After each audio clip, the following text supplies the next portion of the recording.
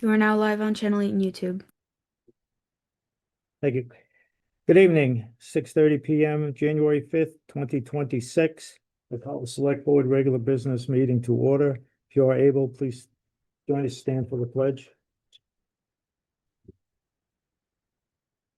Pledge allegiance to the flag of the United States of America, and to the republic for which it stands, one nation, under God, indivisible, with liberty and justice for all.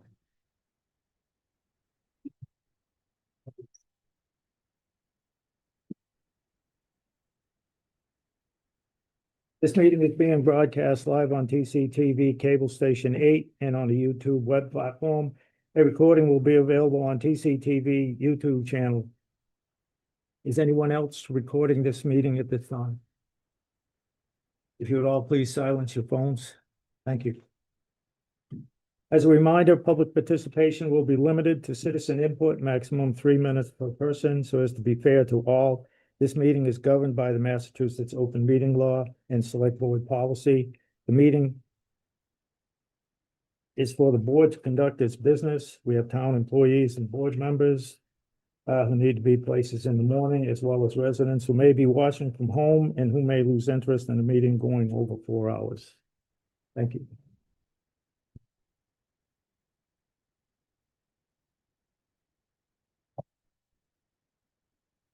The first item of business this evening, meeting minutes from December 22nd, 2025.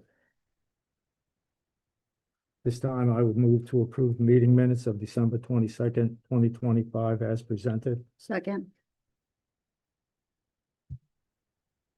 Motion made and seconded. Any discussion on the minutes?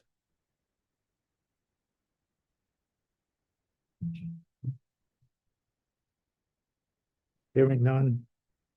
On the motion, how would you vote, Mr. Toth? Yes. Ms. Graves? Yes. Ms. Basso? Yes.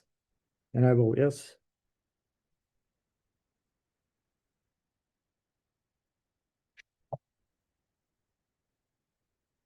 The next item is executive session meeting minutes, December 22nd, 2025.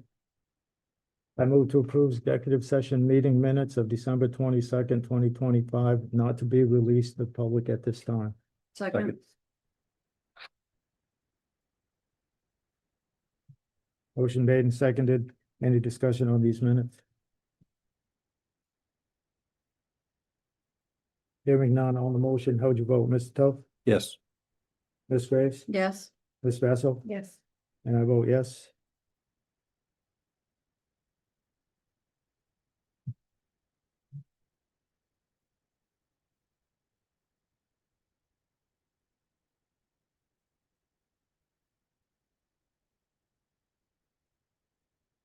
Next item is citizen input. Do we have any this evening?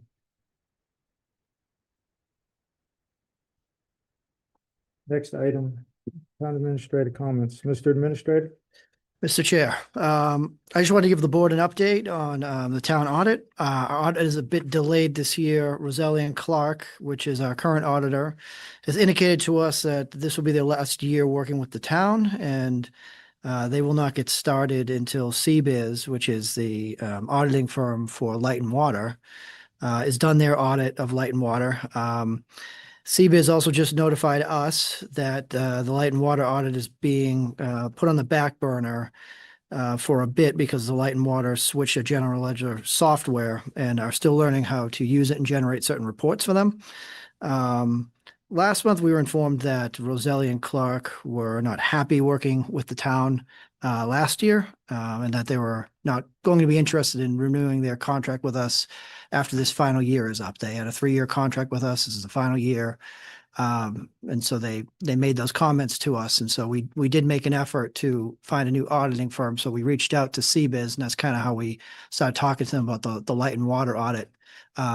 They wanted $45,000 and they wouldn't start until April. So that didn't work for us because right now with Roselli and Clark, the last year is only about $28,000. So we're going to have to stick with Roselli and Clark. They're going to do some sort of preliminary functions now, but they've indicated to us that they are going to wait until the light and water audit is done before they begin, because I guess it affects the work they do. And again, I don't know what happened last year, but they were unhappy with the town. So it's going to be tricky for us. We're going to have to budget this carefully for FY27. There's been a bunch of mergers over the last few years with auditing firms, and so there's very few auditing firms out there. And if what CBIZ was offering us is any indicator, it's going to be more expensive than we've previously paid. So after this year, we'll be forced to go out to bid and try and find someone else who will want to do our work. And so we're going to have to budget carefully for this. The other two things I just wanted to mention is my plug for senior center and library activities. Senior Center has a number of events happening on January 6th, a veterans breakfast starting at 10:30 a.m. On January 7th, lunch and info session with Butcher Funeral Home at noon.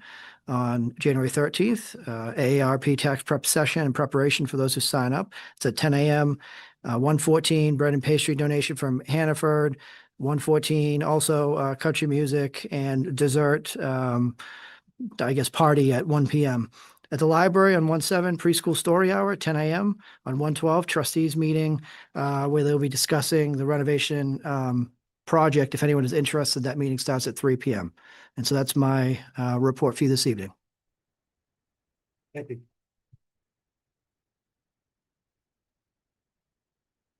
Item 6 under new business. Any new employees this evening? No. No new appointments? Next item is the item C under new business would be the quarterly report. Mr. Souza.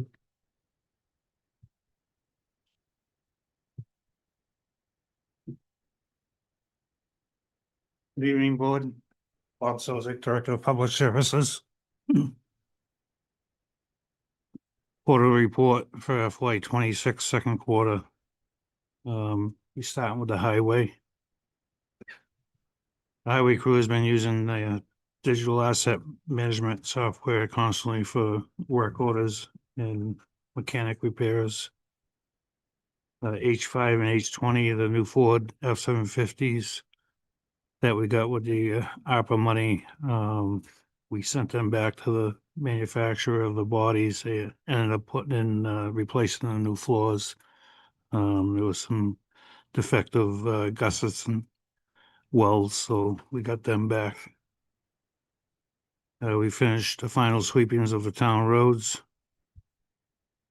Chapter 90, part of South Road and South Main Street were resurfaced. Cleared the catch basins throughout the town and the trouble areas. Cleaned up a lot of down trees and branches after high wind events and storms. Finally got the part, found a part for the generator at the DBW that's back in service. The resident sand shed has been filled and been quite busy since winter started. The snow and ice events have started.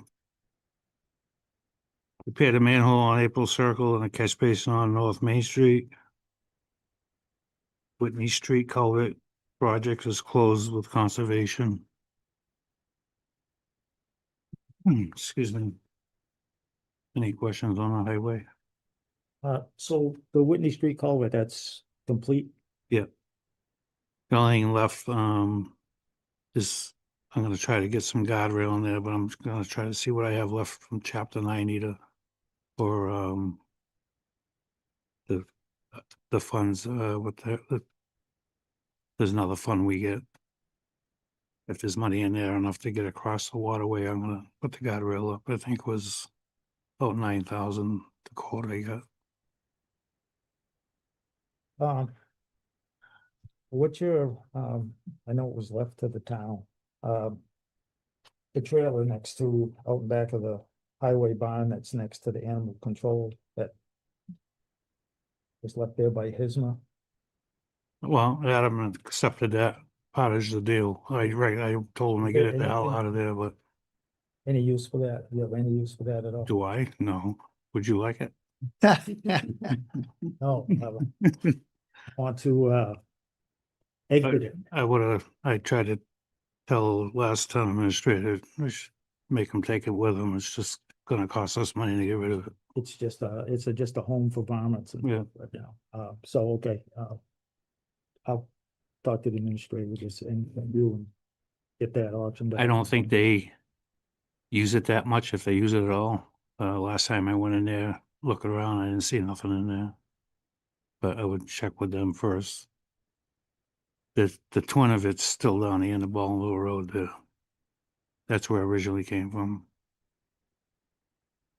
So, what's the road widener? What's I know it's out back of the salt shed. Yeah. It doesn't look like it's ever been used. We had waiting for, we got the kit finally. It's a berm kit. That didn't come with it. So us and Winchendon got the berm kit, it was on back order. We received the berm kit, we installed it, and we basically ran out of time. It took some time because the DPW director in Winchendon has left, and the new guy, a lot of crossroads, and we finally got it figured out and got it, so should be ready to go come spring. Okay, my other question is, looking at the latest BVA expenditure report, there's money going out of the brine revolving fund, and it doesn't appear there's any going into it. Yeah, we just received a check from Hubbardston and I believe Winchendon. So they'll show in the next one. Okay. That was my question. Is anyone else on the board? Yes, I have one quick one through the chair. Bob, your generator that was repaired and back in service, how long was that down? Oh, probably a good 5 months. Ouch. It's a surplus generator. We're Yep. just trying to chase down parts. Tis the issue with aging equipment. That it is. There a monthly service schedule, do. operation? We test do a plan? startup every week. Thank you for that.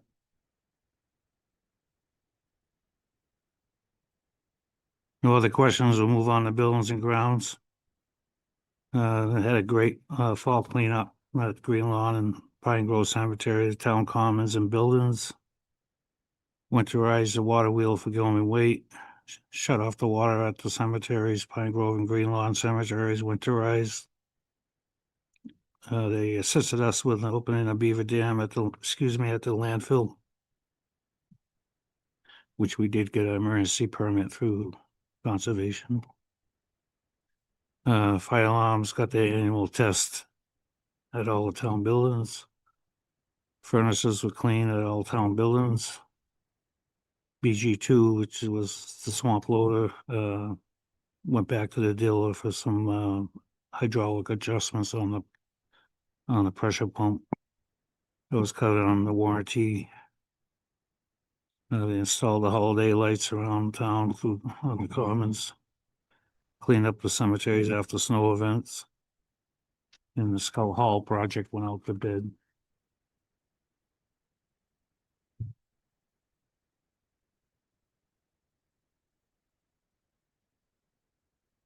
And Skull Hall, as you know, you've been seeing them over there. They did get the roof on, they got the window in, getting it weather tight. They noticed some of the damage done from the abatements and stuff the adjuster didn't pick up on, which me and James are working with the adjuster on, making sure that's covered through the insurance. They already, they're inside mudding and sheet rocking. They're waiting for some materials to do the subfloor and stuff in the hallway there. And working in the basement, so it's coming along pretty good. Any estimation on when it would be complete? Well, they originally said about 6 weeks, so I think they got the worst part of it done before the bad weather hit us, so now basically inside. Should go rather smoothly. Yeah, I saw them out there the day after Christmas. sub-zero temperatures. Yeah. And the crew was up on the roof just working like crazy, stripping it, and it's like, better them than me. But it got done. Yeah. That's the key. Any other questions on buildings and grounds? Was the tractor and the Gilman weight, was that winterized? Yeah, we Okay. put some gel, anti-gel stuff on the fuel. I just wanted to make sure.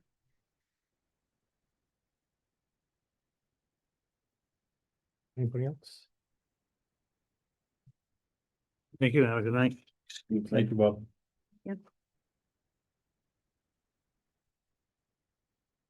Next item, quarterly report, police department. Okay.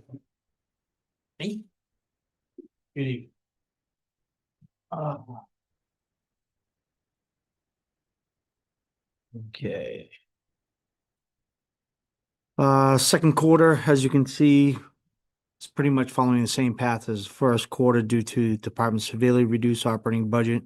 We were unable to provide extra coverage for numerous events during the quarter.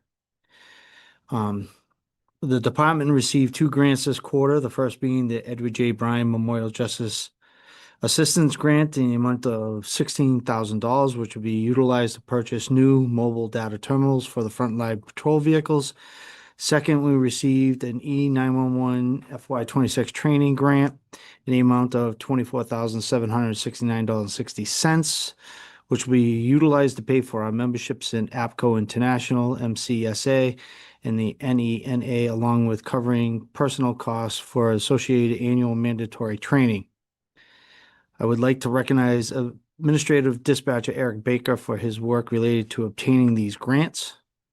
The cruiser fleet during this quarter, we saw our cruiser fleet back up and running at full capacity. The F-150 Interceptor was returned by the auto body shop after its accident in Baldwinville, and the 23 Tahoe, which had a transmission module replaced at the dealership that was covered by warranty. Personnel and staffing. Officers started their mandatory in-service training this quarter, and they also completed 2 additional mandatory trainings, crowd control and de-escalation. This year, officers will not be attending any specialized training due to the budget cuts. We are hopeful that next year's budget will be fully funded, and our officers will again be able to attend additional trainings to enhance their knowledge and professionalism.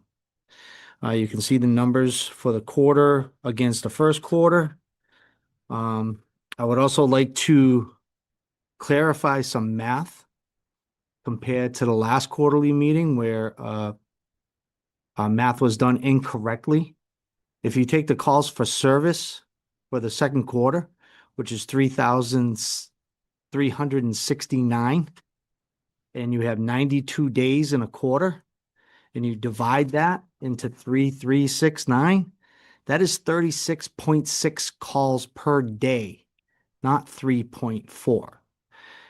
And if you take that even farther, in 24 hours, that is 1.5 calls per hour. Do we have any questions?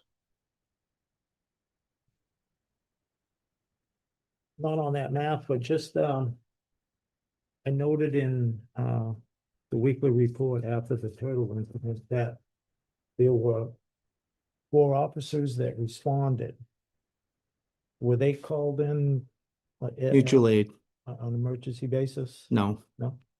We had detective that was called in, mutual aid, and then we had 2 other officers. Because I thought there was only one officer, Templeton officer on duty from 11/7. It depends on what day of week it is. It could happen that there is only 1 on duty. That particular night, there were 2 on duty. Detective was called in after that incident had happened. There were so many state police troopers there. I can't even tell you how many of them were on scene. Later in the day, earlier in that morning, once everything started going on, headquarters was set up at our station. State police teamed up with Templeton police, started doing all their interviewing witnesses. Pretty much had the basis of the incident resolved by noontime. There's still an ongoing investigation through the DA's office, so we really can't get into too many particulars other than that. So what you're saying is some nights there are two and some nights there might just be one? Some nights there might be nobody. Because I just, going back when, you came to the board, it was 2 years ago, 1 year, doesn't matter. To reduce the closing times from 2 to 1 because of limited officer on that shift. That's why I assumed there was Yeah, one officer. there was 11 to 7. there was a time when we were short-staffed. With the appropriation of the opera funds, we were able to get the staffing back up. However, because of lack of part-time officers, we're down to 3. One cannot come back to work until the 1st of February. One officer is out, technically still out on indefinite leave following the birth of his twins. And that leaves one guy. So there's not a lot, I mean, No, I just recall that and, Yeah. I was just wondering. And I don't know, wait, maybe by the looks of things, maybe, closing times need to be rolled back even further. Because nothing good happens after midnight, especially these. well, days. we all know that. Nothing good happens after That's, midnight. that's all I have. Anybody else anyone on the board have a question for the chief? I just had a question. Yes. When, like, for instance, they have to book, for like the parade, and traffic duty and they contact you and, your department can't do it. What is the mechanism to get CERT involved? So that there was confusion on that because they don't have to call the department to have CERT involved. Okay, Because CERT knows they know their job. Okay.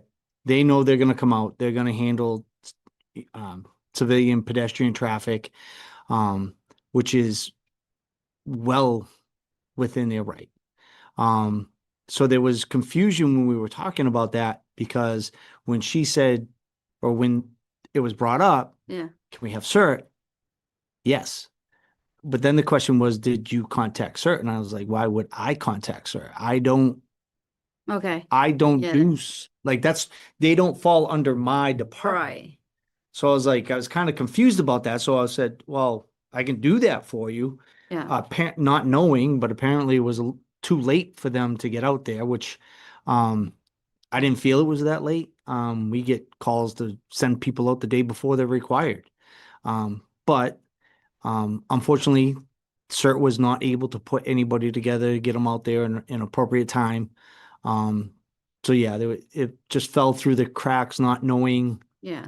that they could call CERT directly to do their function. I think where the confusion is where they were told that they had to contact you first, and then if you pass on it, meaning you think CERT to do it, I think that's where the confusion went to the new Yeah, see, I think person. there was a little confusion. Yeah, because they have a new person, so I think she misunderstood Yeah, that. we Once wouldn't- you say, no, we don't, yeah, they were supposed to just ask you guys if you were able to do it, and you're supposed to say, no, you get CERT, and Yeah. then they're supposed to get CERT. Yeah, I think they were a little confused. 'Cause Yeah. we don't, for the parade, we would block off the traffic Right, so that they could go through the traffic, go through there. Yeah. And like I explained, I said, because of the cuts this year, I can't hire additional officers. Yeah. We will put the guys out there, but if they get called away on calls, that's their priority. yeah, And they didn't know to call CERT direct to come out and do pedestrian traffic. okay, yeah. So, I think it was just confused. They have a Yeah. new person, and I think there's just the way she's asked. yeah, she was new. Yeah, she's Yeah, pretty new. unfortunate. Yeah,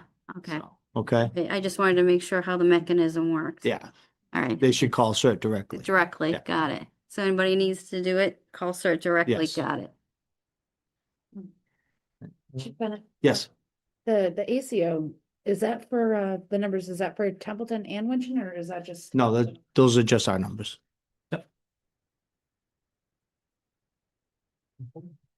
Also. Set. Thank you. Thank Thank you. Thank you, Chief.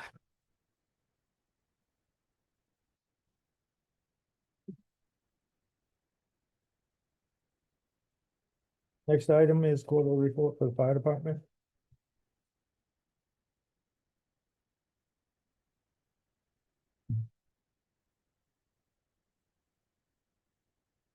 Good evening, everybody. So the second quarter report for the fire department, we had 359 emergency calls. You can see them broken down underneath.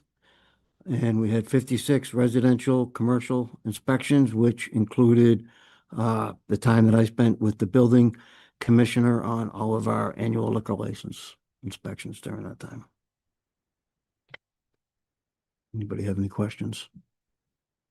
Just looking at the call breakdown.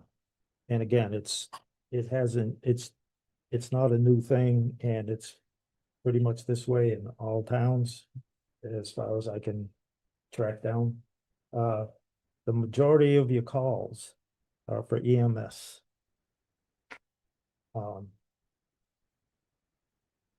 And there was a call on the street that I live on. I was walking my boy, and the 1, 2, 3, 4, about the 5th house. It's up on the top of the hill. When I got up there, there was a Templeton ambulance there. There was a Winchendon ambulance there. And as I was walking by, a Gardner ambulance came by. So there's 3 ambulances from 3 communities at one call. So, Was there a staffing issue or? well, yes. or Yeah, yes, training? yes and no. Okay. We were staffed that day, but in a time frame of about 90 minutes, we responded to 5 calls.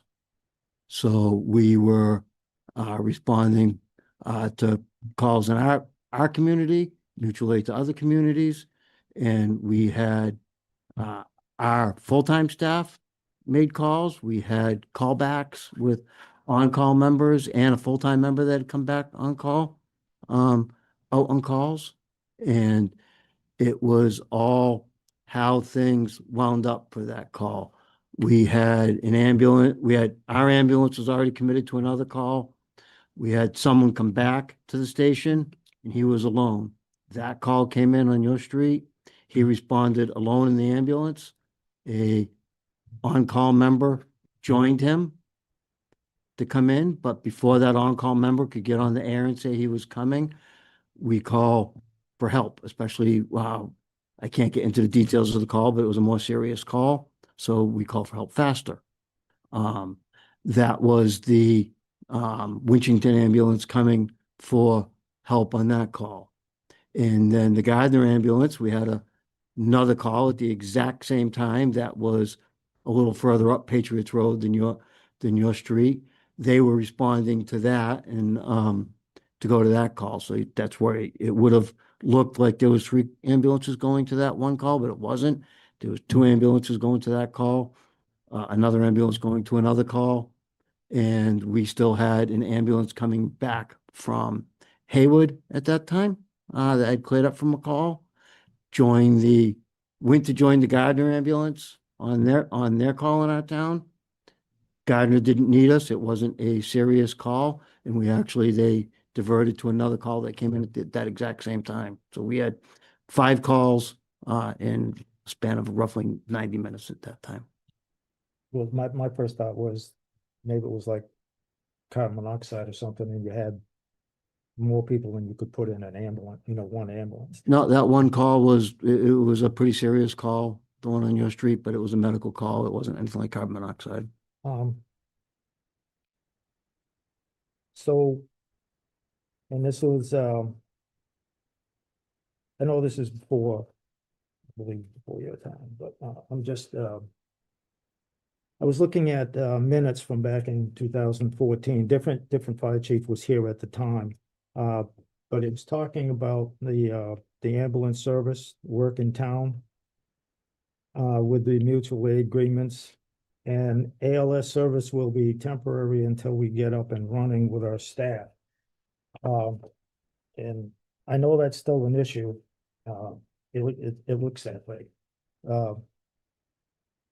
With full-time staffing, and and again, this is not unique to Templeton. We just heard from the police chief, part-time officers are getting thinner and thinner. Um, volunteering on-call people, it seems like it's getting thinner and thinner. It doesn't, it's not working like the way they used to be. I don't think at least this is what I'm seeing. Yep, Uh, correct. The people are just not there for them. We're starting slowly to regain some call members, but it takes a lot of time to get them trained. Unfortunately, none of them are paramedics that are coming on for on-call. We're getting people that have no fire experience or no ambulance experience, and we have to put them through training, and where they've got primary jobs out there, it takes a long time to get them to the point where we can put them out in the field by themselves on anything, but we are gaining a little bit in that aspect. Would it be, and I don't expect a solution answered for this evening, but I'm just gonna ask the question. Would it be more advantageous for the town to use some of the funds that are set aside for on-call per diem and try to hire 2 more full-time people to work the ambulance? Because you get 269 ambulance calls versus you add up all the rest, they don't even come close. So it's clear that Templeton, like probably the rest of the communities in the state, the ambulance service is the one that's the busiest. And I just.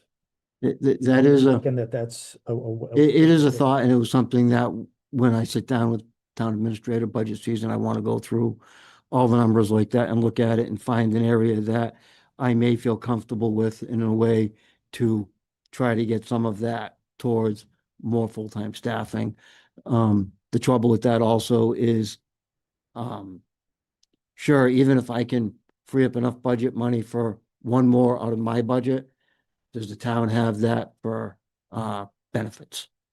Right, to get for, health insurance and all that other stuff for a new person. So it's a team effort that we all have to work on together, and it is a discussion point for budgets, most definitely. My last question is on ambulance service write-offs. According to the financial management policy, that should have already been, actually should have been in front of the board, following the policy. Yeah, I have it ready to go. It fell a little behind, but it's ready to give to the town administrator to get onto the agenda for you guys. Okay. So I will look, I'll talk to you on that and look to getting that on an agenda. That's one other question. Actually 2. The vehicles that are out parked in Baldwinville, have you had any movement or contacted? No, I talk to the person at the state every now and then, see her at meetings and so forth. There's no movement from the state on that aspect. Yeah, I will. Back in August, I spoke with David Salino. He's supposed to be the district chief. I was referred to him by the lady that I believe you had talked to. Okay. And I'll email you him, and I talked to him on the phone. He's the one, he informed me, he said any of the like the deuce and a halves, if there's a tag on them and one of them does have a tag and the other one doesn't, they belong to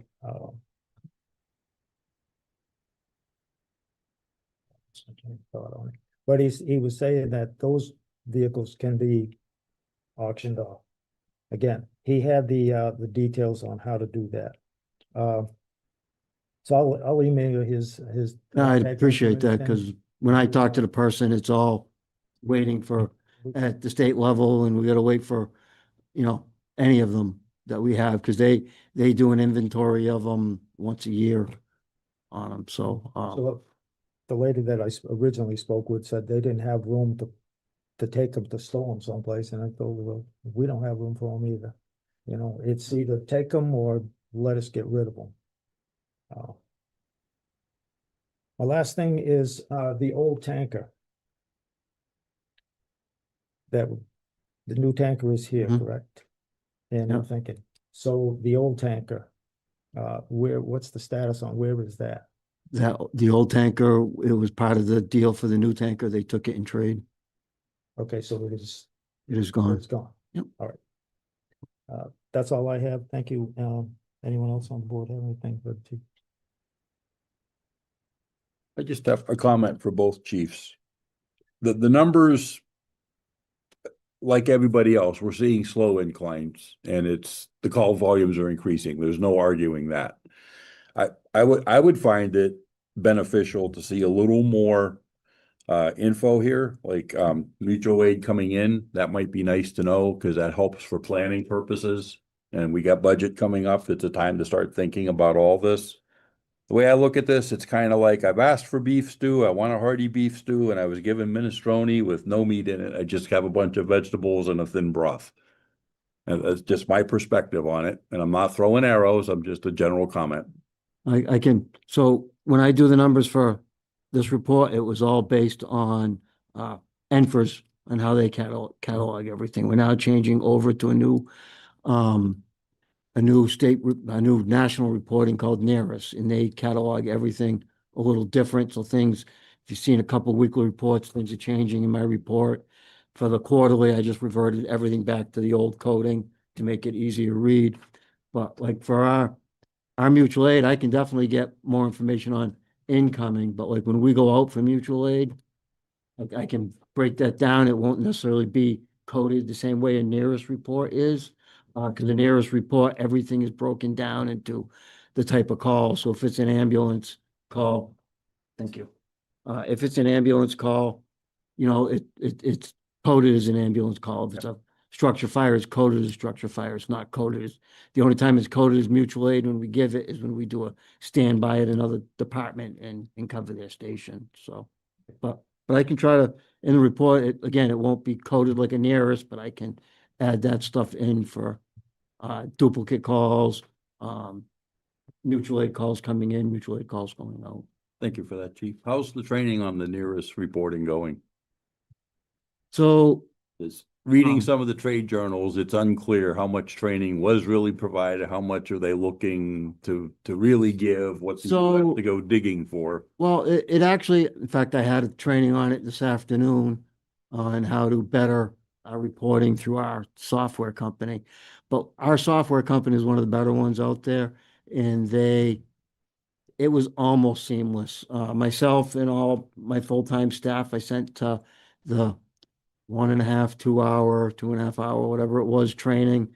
And it wasn't the greatest training because they were teaching us on the nearest site. When we're not using the nearest site, we're using our First Do software. So it is a learning curve. But I review every morning, that's first thing with coffee, I review all the calls from the day or a couple days before and try to give out hints to the guys writing the reports on what we're looking for and changing it because I can make the reports a little stricter on the information just because the feds may not want it. I can still make it mandatory because it's going to help us down the road too. So, but it's not the best, but it's they didn't look for any help when they made that software from any of the chiefs organizations or anything or Yeah, anybody. I see that on a consulting group I belong to, and that's a common argument and thread that nobody asked us as the end user. It was all So supposed to start. Yeah, that is being heard nationwide. It was all supposed to start go mandatory January 1st. In Templeton, we went December 1st. They said to go the first of the month was the easiest, and I decided to go a month early so we could see where we stood for mistakes before we go live. And we actually, under the old state way we did it, the state would just send us a report every month. Yup, you're okay, or fix these 2 reports or whatever. The software that our company in the state talked in, was like Notepad or something, and it was just all hieroglyphics. You couldn't even read it. Now it goes in as just the way we write it, and I have access to the minute on the national site, so I can keep track of the reports to make sure that we're compliant with everything, and everything is doing well. And so far, for reporting for a month and a few days, we have 2 calls up there that are hanging up for some reason. I can't find any errors on them, and they haven't told me that they haven't passed yet, but they're still pending. So, And for what it's worth, at work, we changed a point of sale system last February, and we still have similar challenges. Newer is not always better. But it does sound, and dating myself, it sounds like your first due software replaced the I am responding. And I don't recall any integration from IAR over to NFIRS and MFIRS back in the day. There no, it wasn't. It was almost duplicated. Type the report here, type the report here. Yeah. So if they work that bug out, that's a great thing. Yeah, so far so good, knock on wood. Thank you, Chief. Thank you. Thank you, Chief.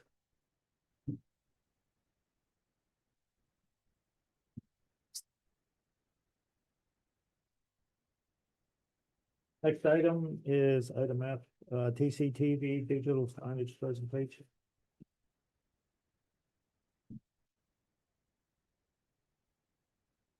Gentlemen? I guess I'm clearing the room. Hey, gentlemen. Close the big three. Good evening. Thank you for allowing me to take some of your time. I'd like to present you a proposal to do some digital signage in Templeton. And you should know before, I'd like to show you a brief presentation too that didn't make it into your packet, and we can get that for you as well to show you how it can work in Templeton. And you have a $200,000 economic development earmark that I believe has not been used. Mr. Chair, Yes. if I may, that $200,000 earmark, if I'm not mistaken, cannot be used, Steve. The EDIC was never complete. We never got to part 2. The EDIC was dissolved. And my understanding, I was the one who signed for that from the state, is that is going to have to be returned because the town of Templeton did not fulfill the obligation. I did not think that we needed to be an EDIC for that. I That was thought my it understanding. It was very specific, and Yeah. I'll have to go back and relook at the There letter. is, the order is in your packet as well. We can go through that. Yeah, I would like to talk about the EDIC before we talk about signage.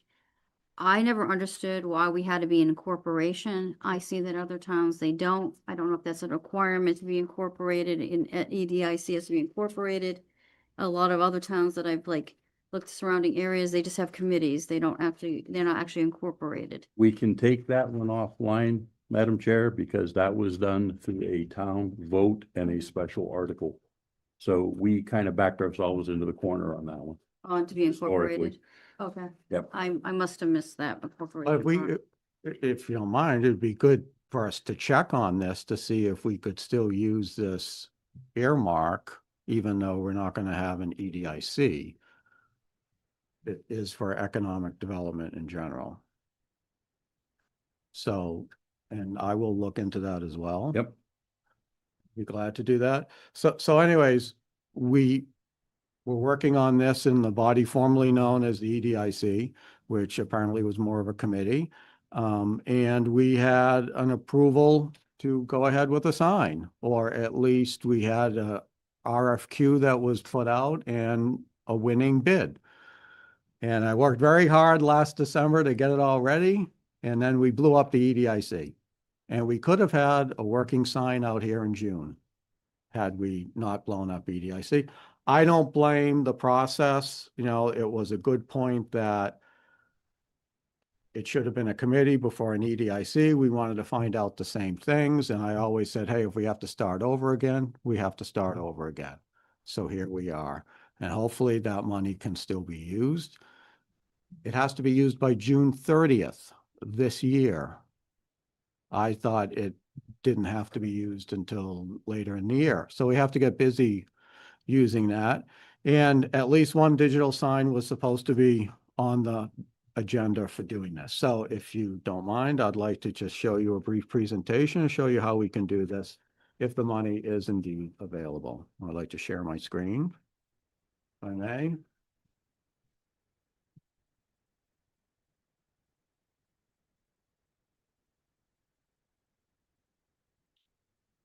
Fight through everything and get this going. All right. So here's digital signage for Templeton. I think it can give us a professional look and enhance our prosperity with economic development, or at least enhance that. And there are 4 signs on top, and there's a common theme with them. Not one of them says Templeton.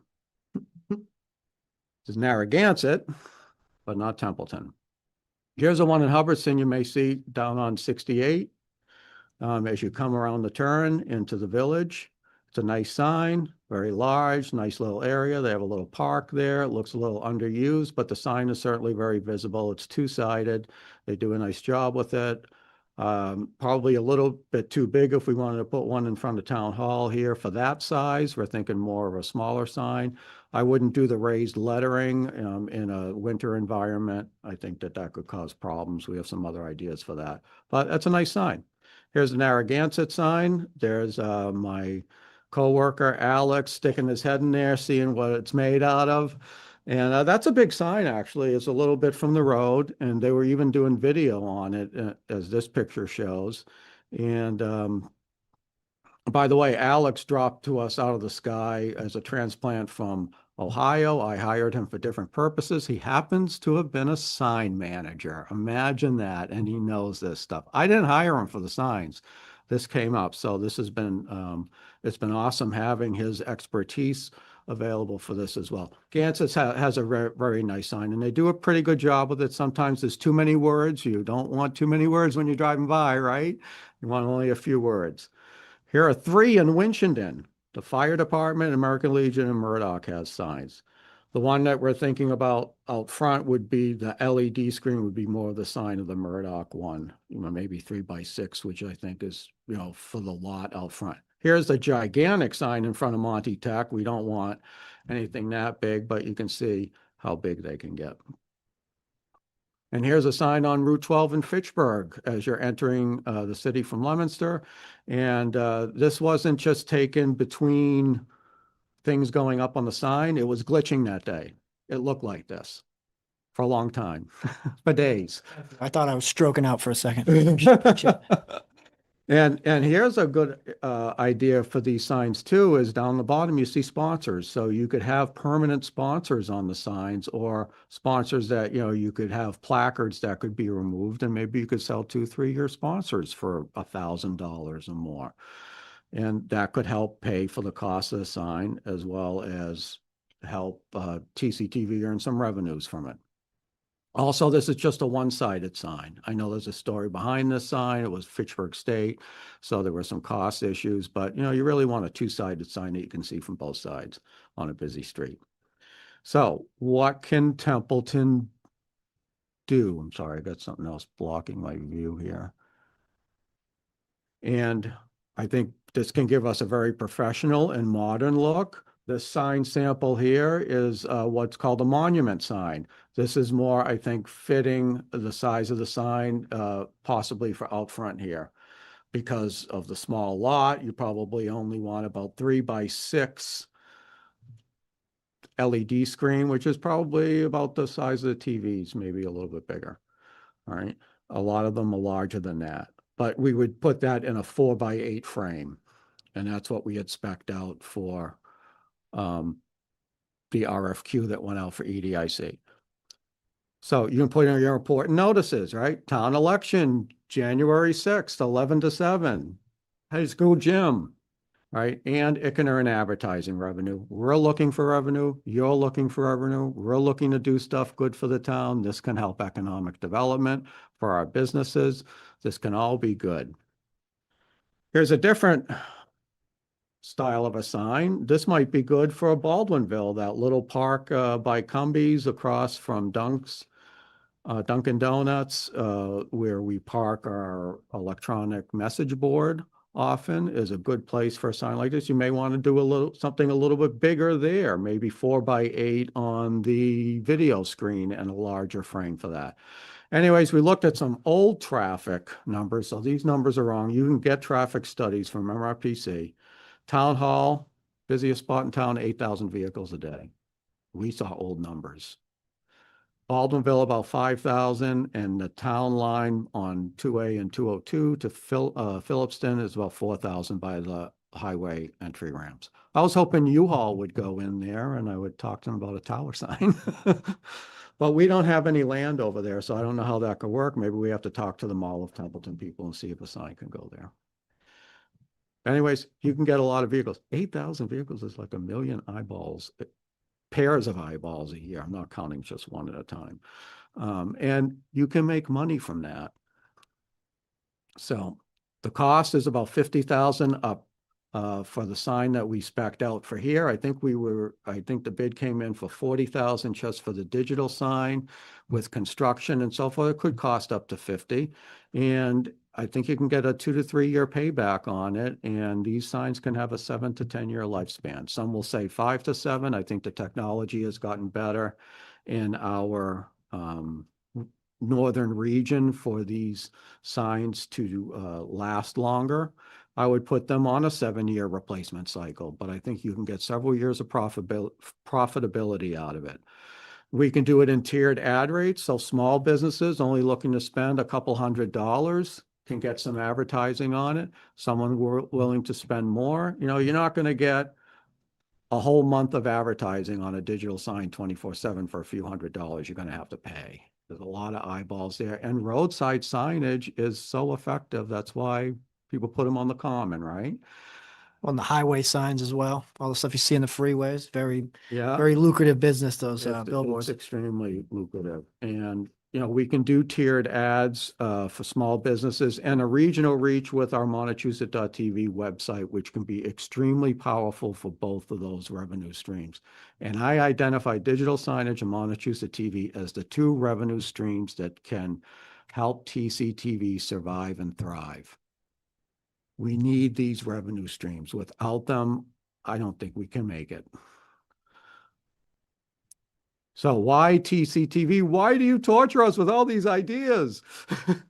Well, we need sustainable revenue. This is an extension of what we do. We already do notices like this. We can apply that to signage and advertising. And by doing that, boost local business and tap into regional businesses as well with our website and spur economic growth along the way. It can be a win-win. If we have this money, we should use it. And we are a content company. You have a content company here. It's not usual. And I didn't wake up one day and say, we're going to be a content company. We're a content company, but it's by the nature of what we do. Ian produces videos. He's a content person. I'm a content manager. We do this stuff. And the problem with digital signage, and this has been a problem for 10 years I've been following this industry, is this. They put the sign in, and the next day they say, who's running it? What are we going to put on the sign? Content. And content is king. I don't know why it's usually the first thing cut. It's king. Content is information. Information is knowledge. Knowledge is power. You have an information hub in this region already just by what we're doing. And Alex, goes out to other towns and talks to people and goes, you guys doing Montechusett.tv website? That's from Templeton? That's really cool. I didn't know that was from Templeton. You're already on the map. And we're an innovative asset. And I'm not just bragging on us. I put a star on the left side by those shorts that Ian produces because that's an innovation in news. We take a portion of your meeting, you talk about something interesting, 2 or 3 minutes, we put it in a short, and people watch it, and they may not want to watch. Believe it or not. I said something interesting. I see my picture there. Yeah. Oh, You did a great job on the Scout Hall, on the Scout Hall bid. So, and hey, if you can explain an issue and do something, we might put a short up there for it. I don't know of other access TV channels in this state doing what we're doing. The only one I can think of is Newton, because they do what? A news show, they have a news website, they have a lot more money than we do. And their town also funds them with an additional $200,000 to do what they do, right? Not many of them are doing it because Access TV channels are focused on AV and broadcasting, and we're a community media center that focuses on everything else in addition to that. So we have a broader reach and we have a journalistic instinct. I'm a journalist. We cover this town. Other access stations do not cover their towns like we do. We have surpassed, by my estimation, at least 90% of them. You have an asset in this town that can differentiate you and lead you to better economic development than other towns. And the towns that don't do this in the future, they're going to suffer because they don't have community information. People don't know what's going on. I met the person who used to do the Hubbardston. I don't know if she still does it. She manages it. She manages 5 access TV stations. She didn't know what's going on in Hubbardston. She doesn't even live around here. So anyways, we do a news feed, news shorts, community shows. We do a lot. And this is an extension of our services to inform the public. And more digital signage is coming.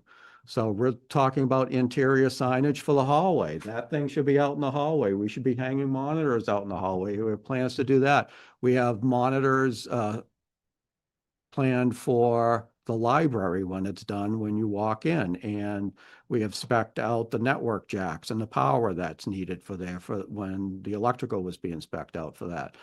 And the senior center lobby and the Scout Hall lobby, anywhere where there's traffic, we should have digital signage inside. This is a roadside signage, but interior signage. And another spot for a sponsor that can be bundled with other things to help our businesses and to help us with revenue. So we can do sponsor packages all kinds of ways. And again, hopefully we still have the $200,000 economic earmark, and we can allow, our town to grow by doing this. And I'll tell you something. Have you ever heard the story about the 2 shoe salesmen who went to a third world country, and they got off the plane, and the first one saw that everyone was barefoot, and he phoned his office and he said, "Terrible news. Nobody wears shoes here." And the second guy landed, saw that everyone was barefoot. He called his office. He said, "Great news. Everyone needs shoes." I'm that guy. And my partner in signage here, Alex, who's online, and he can answer some questions if you want. He's that guy too, right? We're ready to help with economic development with digital signage in this town. So let's go and get at it and do some good things. And I'd ask you to put out an RFQ for this if the money is still available, if the earmark is still available, and consider adjusting the budget in there, because I don't think you have time to do much else. And I've talked to a couple of people who say, you're not going to have time to do market assessments and things with this budget. Maybe we should get 2 signs and put 150,000 in this budget, maybe even get a directional sign for the common. And I'd like to bring you a plan next meeting for a budget for videos that TCTV can do for economic development, especially now that we have really cool drone videography that we can show, as well as how we can get the news out with outreach via newsletters and other things, and other ways to do it. And I'd be glad to present that for you at the next meeting as well. So, and Alex is here to also answer any questions that you have about signage. And I think that's it. So getting information to the people about what's going on in town.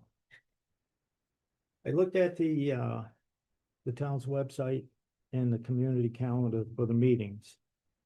I counted 65 meetings that are posted right now, different boards, committees. And one of them is the Templeton Housing Authority. One that was not shown scheduled yet was the annual town meeting in May. And I did not see the pre-town meeting for the advisory committee. So I would say about 67 meetings of cemetery commission, like water, select board, agricultural commission, board of assessors. So does TCTV cover all of those boards and committees? No, we don't. So the people aren't getting the information out of a number of their local boards and committees to know what they're up to and what's going on. The second issue I see, and if this board voted to put a sign out here, if we decided to go and become a commercial entity, that would be general fund revenue. As best I can determine, looking at the rules from the DOR. And talking about budget, information from the accounting office for fiscal 23, 24, and 25. What was budgeted in 23 at town meeting, in the personnel part of TCTV was 39,300. What ended up being spent was 76,000. Fiscal 24, again, 39,300 was voted budget. There was 79,100 spent. Fiscal 25, there was 52,600 budgeted. There's 81,100. And when you go look, if you take the time and you look through the town meetings, annual and special, and as our last annual town meeting, there was $50,000 from free cash added to TCTV budget. And then there was a request to add an additional 22,000, 23, somewhere from your retained earnings, which is in enterprises funds free cash. So, and that was like 4 months into, 4.5 months into the fiscal year. And you were already looking for an additional 20,000+. I believe before we start talking about adding money to a budget, increasing this, it seems like we have a spending issue with TCTV and the fact that it's become a commercial entity rather than a town entity, a town department.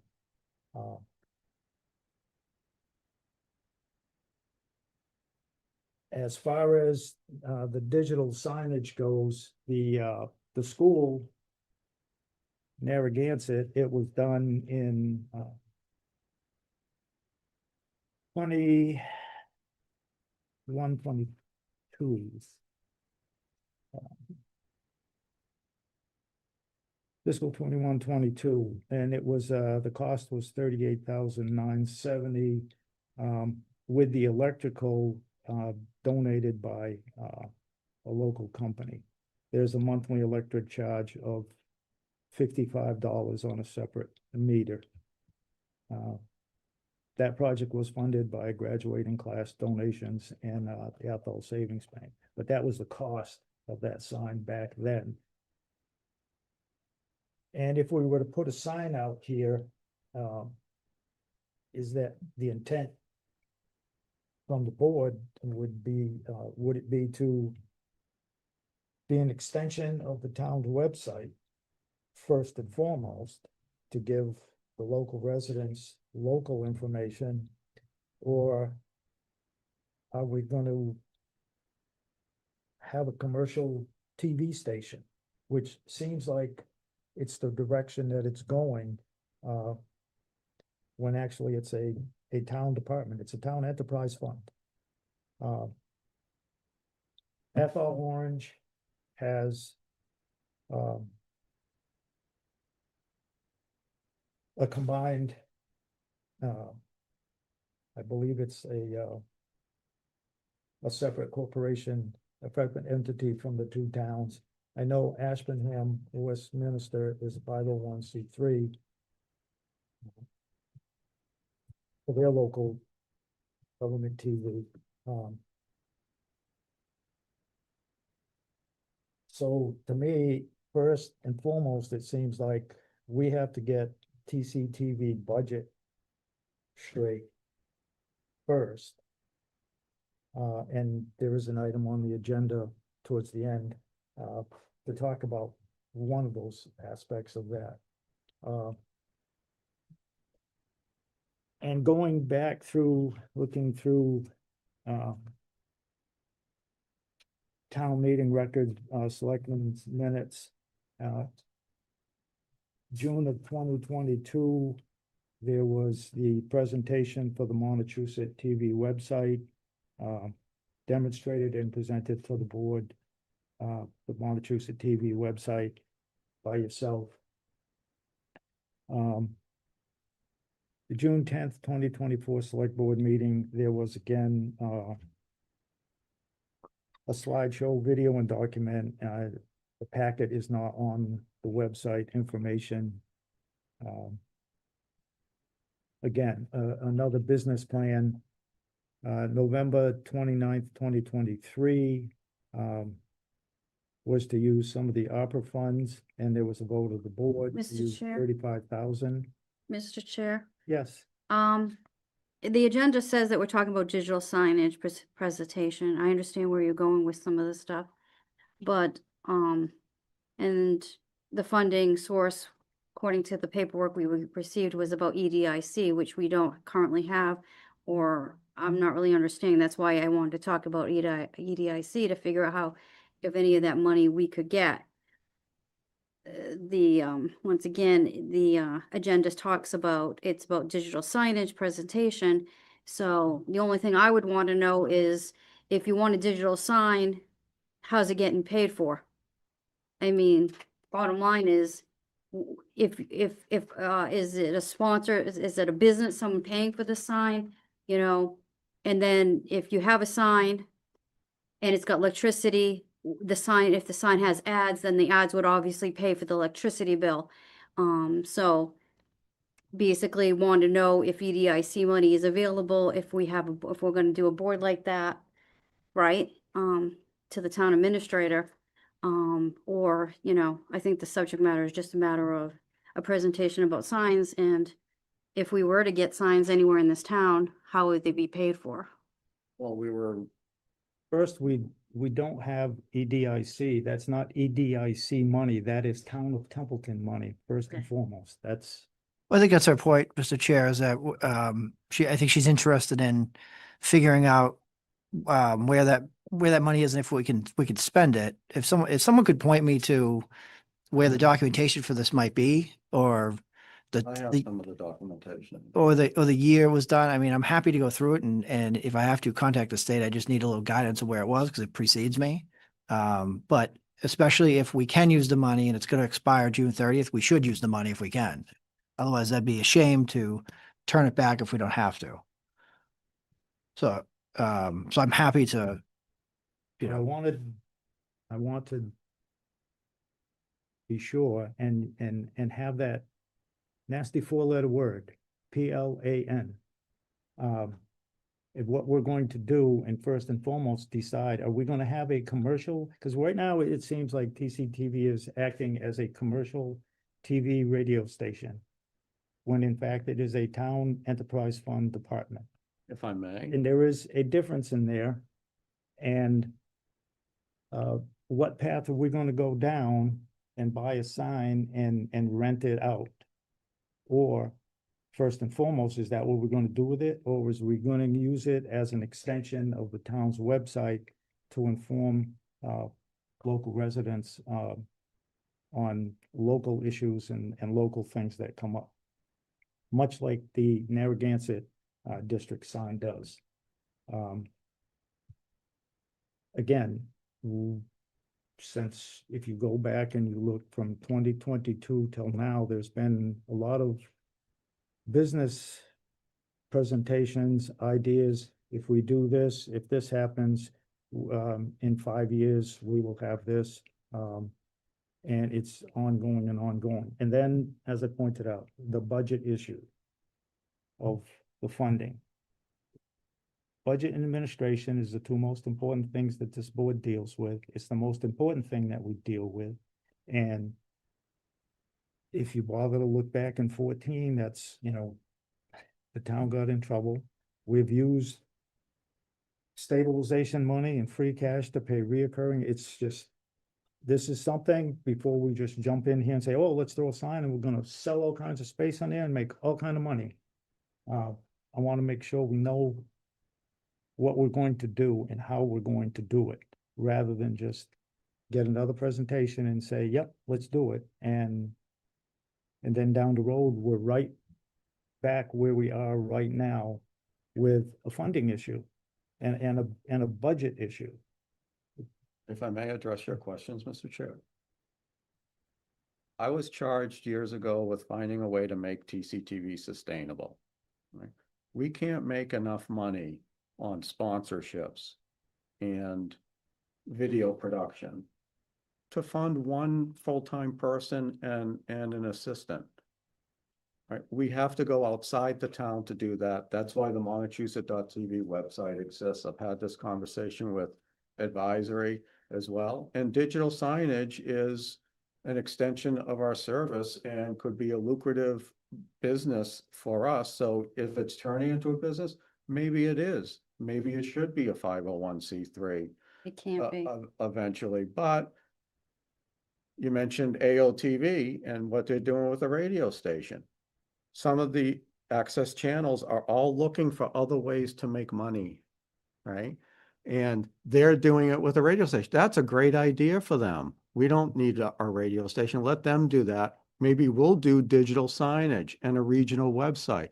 I get calls today from, not this day, but within the last month, from Andover, from Wakefield, from Access TV station saying, what are you guys doing? We hear you're doing a lot of innovative stuff and you're looking for ways to raise money, because we're all looking to get more money because we're running out of it and we're all going broke, right? So we need to find ways. And if that's running it as a business, I'm sorry, maybe we are running, maybe we need to run more as a business. And I hear a lot from this board in the last several meetings about, hey, everyone brings stuff to us and wants money, and they're not, show us what you're going to do for the community. We're bringing you ideas that can raise money and do good for the community. And we're doing it to survive. Right? I don't think we can survive without this. So just one last thing of interest, I was looking at the town of Winchton and their public education government cable enterprise budget, $131,000. Their revenue, $131,000. Again, are we having a public television station to inform the residents and cover our meetings, which are, well, all our meetings are not getting covered. Should all your At a- meetings be At a covered? expense my of, question. by your, estimates, meetings are $500 per meeting.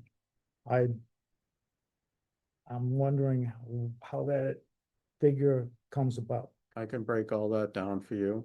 But, some of it isn't just the labor that's involved with the people doing the meetings. It's planning.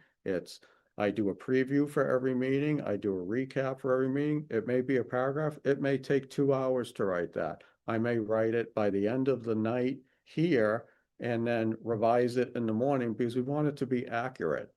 And, I think people don't understand. They get on Facebook and they go, done, right? We may take a post that takes a couple hours to really hone because we want it to be right. We just put a post out. This was your suggestion, I believe, at town meeting for Narragansett to, hey, contact TCTV and get the word out about the roof issue. And I'm very proud to report that within the last couple of weeks, excuse me, we posted a Facebook post with a flyer that Gansett sent us, and with all the links from what we put on our town website to some of the shorts that Riv done, to the video that Mr. Cassavant produced on the roof. And it went out again today, and you can go there and you can click on numerous links. And that's a huge resource. I don't see anybody else doing that. We're taking the time. I took the time to do that and to compile it all for people. So we are getting, that is our prime mission, is to get the word out for people. And, you know, we can talk during budget about whether we should be doing, we've given you a plan to do all the meetings, but we can't get crews to all the meetings due to conflicts, due to budget, due to everything else. And we said they can borrow a meeting owl and do it, you know, and involve people in helping to do this. That's what public access is all supposed to be about. Yet everybody wants us to do all the work. I can't do all the meetings for you. It would kill us. It would kill me. I know that for sure. But I think, you know, the meetings that we do, Mr. Chair, are the meetings that the bodies that have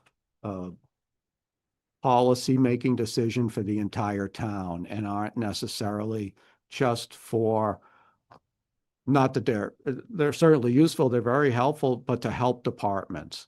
And Mr. Castle, if I may interrupt, I do believe you and I have had this conversation a couple of times, and I believe this topic could be its own agenda item. absolutely. Because part of the problem, and you haven't mentioned this, and maybe you're just being polite, but part of the problem is that a lot of the boards and committees which you would attempt to film oftentimes communicate poorly with you, and you're not able to film some of the meetings because of that, whether it's last minute cancellations or last minute, you know, they don't inform you that there's a meeting going on.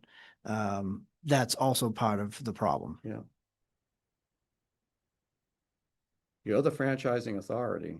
You can tell me what to do. And you can tell me what meetings to do. But we've had an agreement with previous town administrators. We're going to do this. We added 4 meetings after COVID.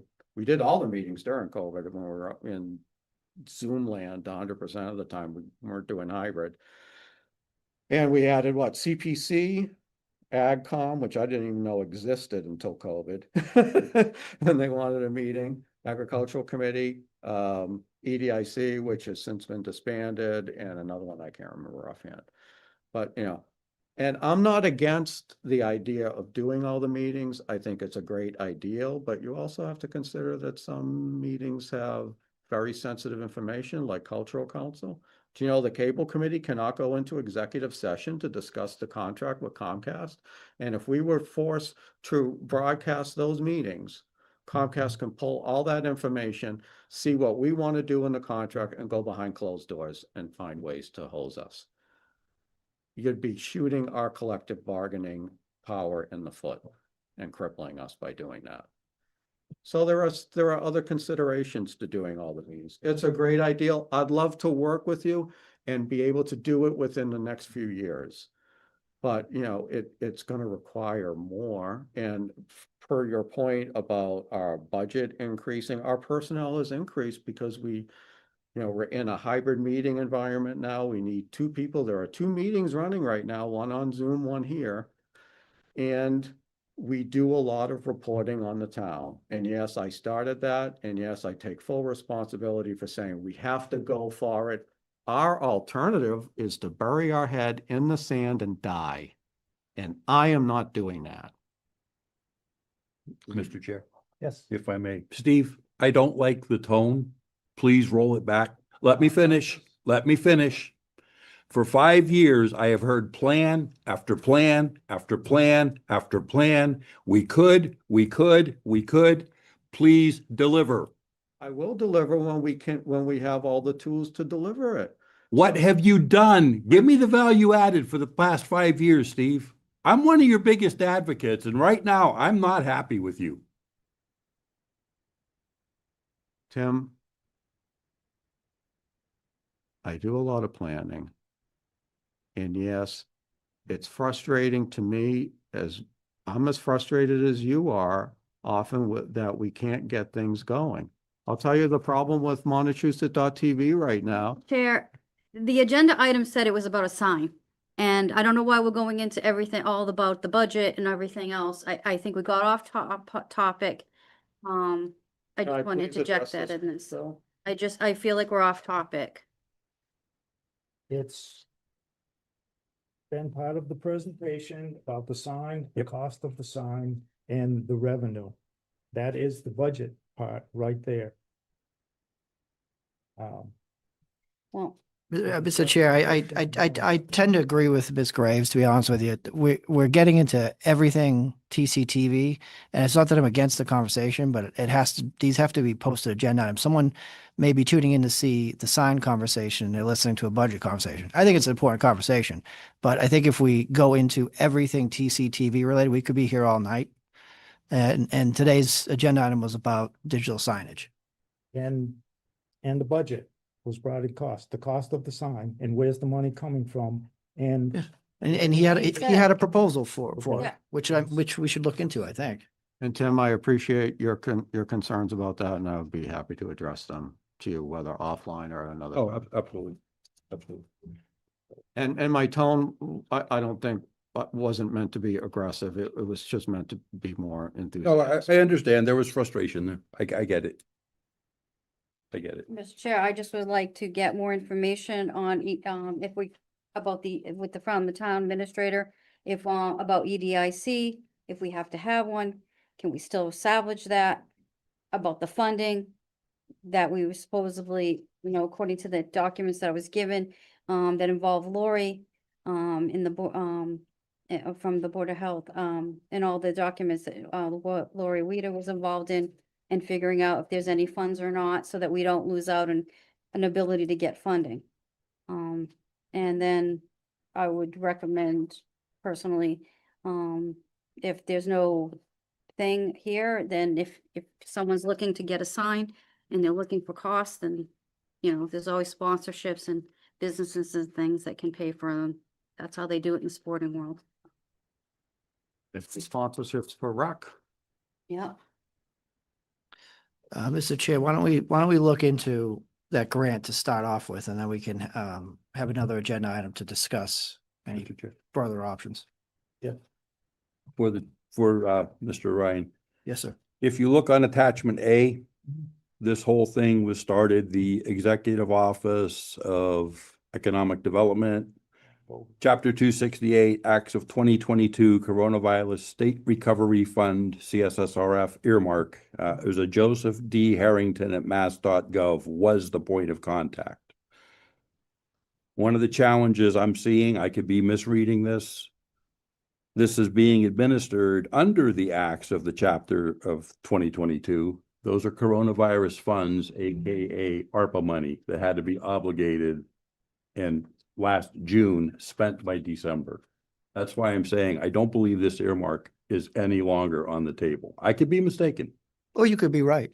but this was probably, or find out if Mr. Harrington is still there or who's replaced him. I think that would be our best starting point. Great. I will do that. And as Mr. Bennett can attest, I was everything ARPA and ESSER with the 3 tranches we went through with the schools. I delved into that immensely, and I guarantee it would put you to sleep at night. I remember that. I had volumes of information. I remember the opera days.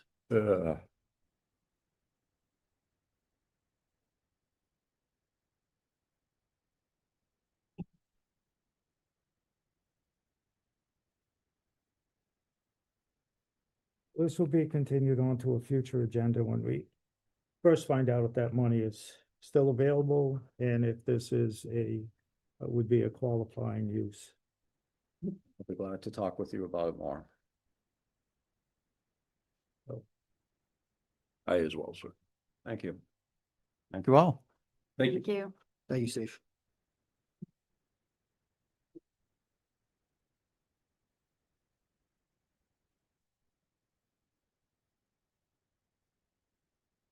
Next item is the traffic order and snow clearing bylaw. And I could not find the copy that of the traffic order from 1989 that the police department put out earlier. This back in, I think it's November, early December, when we had the first snowfall.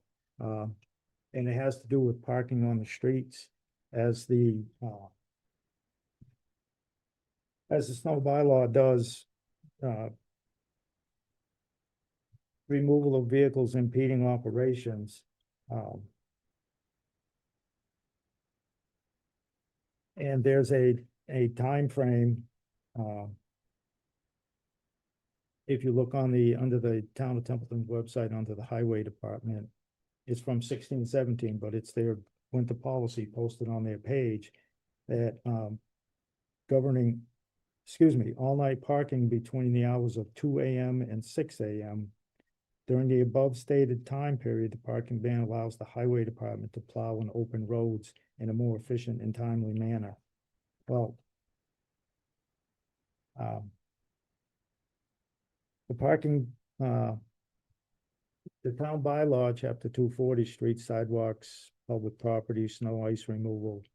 The highway superintendent or any other person authorized by the highway superintendent for the purpose of removing or plowing snow, removing ice from any way, may remove or cause to be removed to some convenient place any vehicle which interferes with such work, and in the event of the removal of any vehicle in accordance with the terms hereof, the actual cost of removing said vehicle and any storage charges that may be incurred as a result thereof may be enforced by the town in any manner provided by the law for the collection of a debt based upon contract. So if your car is towed to a convenient location, wherever that may be.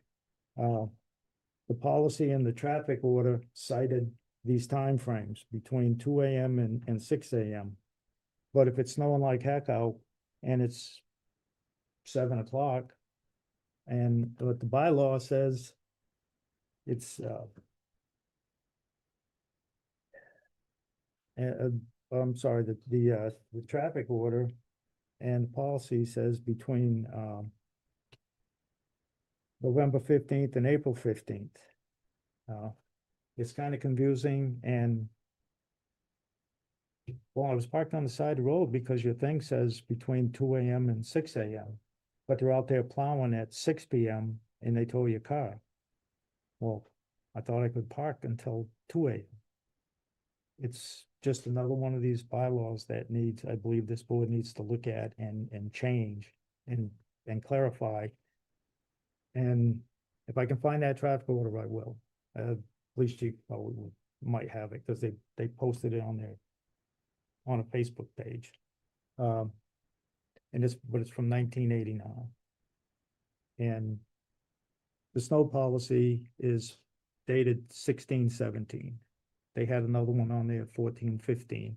And the town bylaw does not line up with either of them.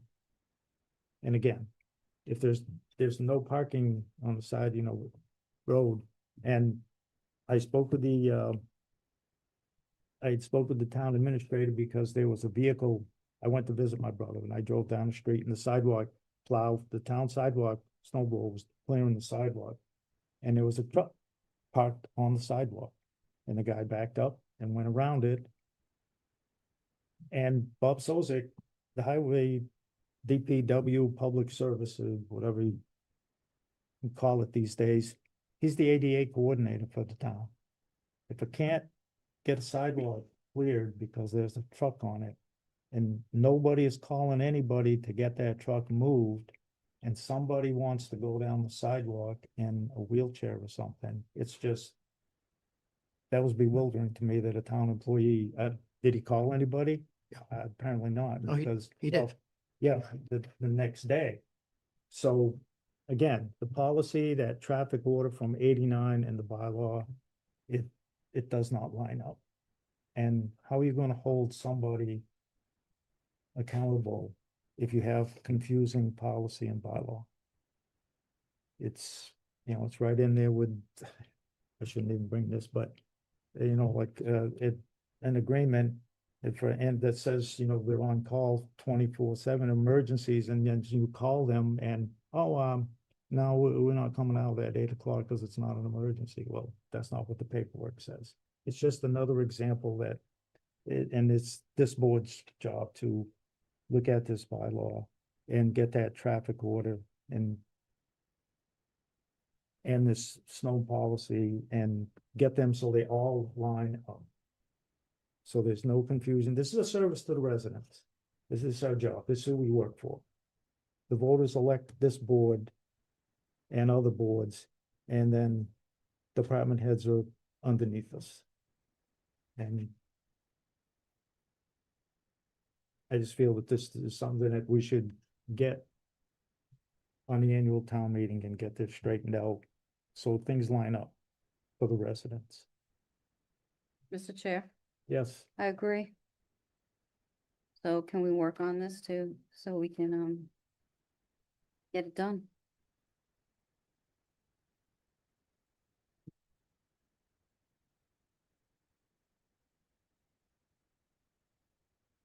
so, and that's why I put this on the agenda to, because just again, three different things and they don't line up.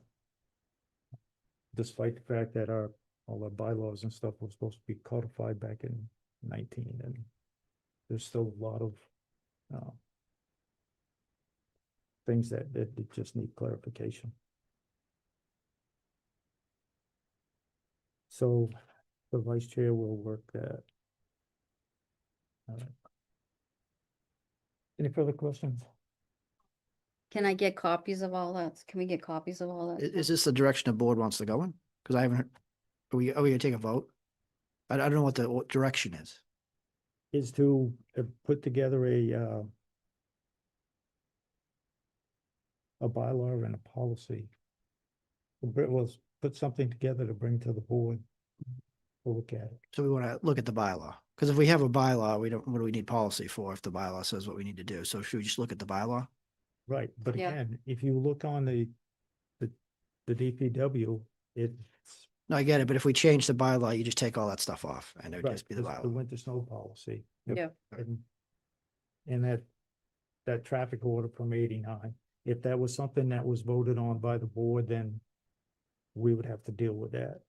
So if it was a vote by the board and put in place by the board, then to me, we need to have it and then vote to discard it, change it, etc. Just so things line up. If you have a bylaw though, it's gonna supersede any board vote on policy. Then get rid of their traffic order and don't be putting it on social media like this is how the rule. Okay, because the bylaw says different. Right. There's also an MGO on snow removal and operations and off-street parking, and we've gone through these gyrations before to make sure our bylaw wasn't duplicating and replicating, and if necessary, removing language. I don't have that law with me, but I will research that and get it to the vice.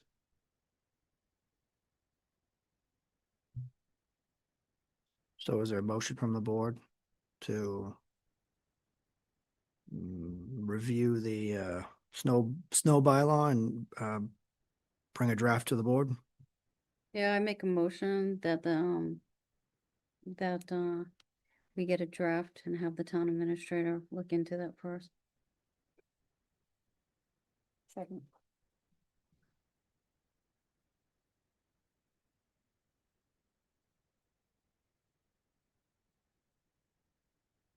Any further discussion? On the motion, how would you vote, Mr. Toth? Yes. Ms. Graves? Yes. Ms. Basso? Yes. And I vote yes.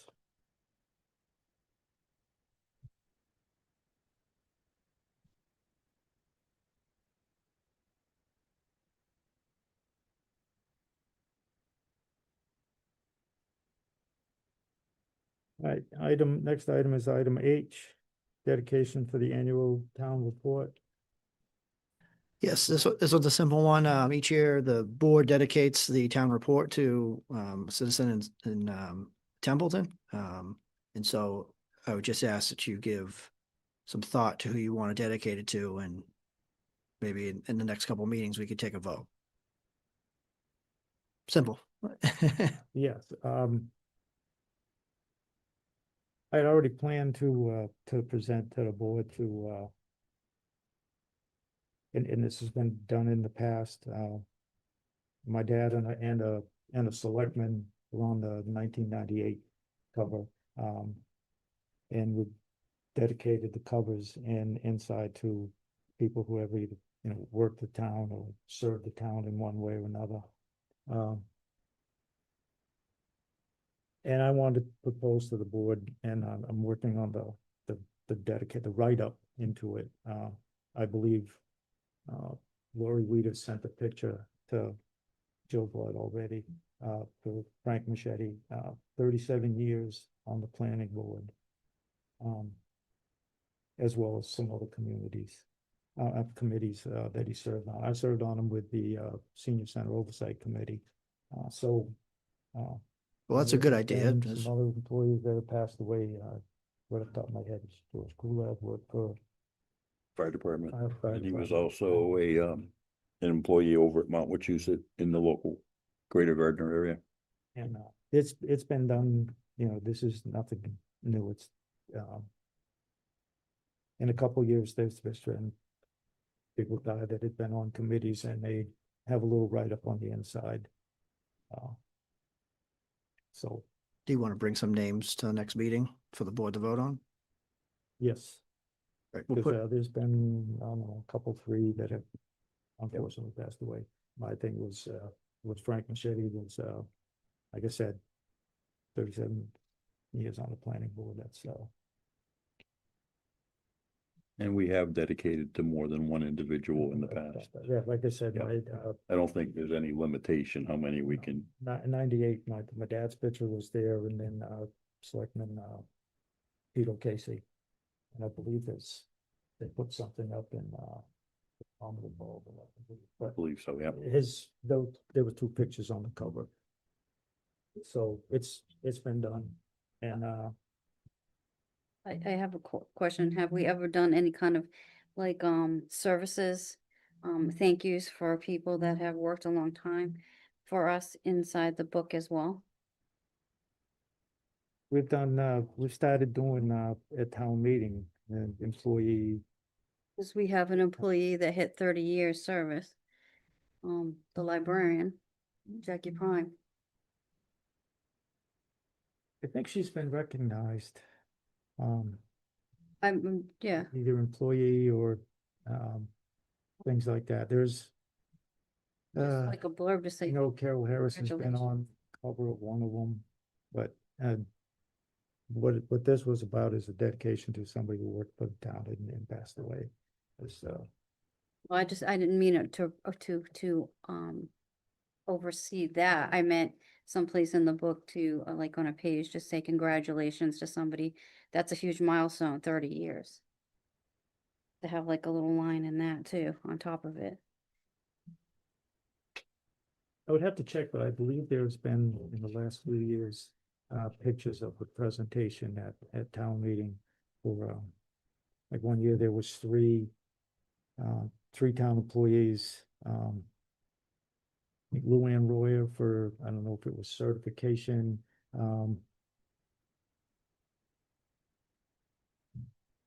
another employee, outstanding something or other. But that has been done. I just want to make sure we didn't miss out. Just say congratulations, well, the board would like to, do something. the board would like to write a proclamation to an employee. That might be something that an employee might enjoy more, because that'd be a piece of paper or, a fancy like proclamation that we could do. We did them in other towns that I worked for. And you give that to the employee instead of having a blurb in a town report that they're not necessarily going to have. You could give them a proclamation where the board signs it. If the board ever wanted to do something like that, we could write up a proclamation for you, for an employee.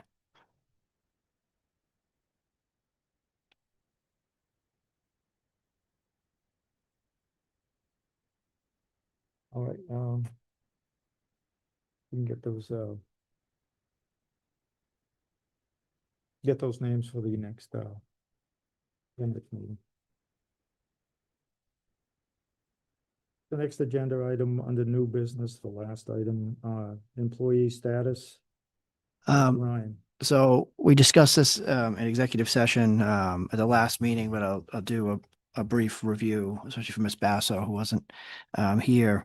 Our current director of TCTV, which sitting right over there. Right now, he's paid as a vendor through our accounts payable system.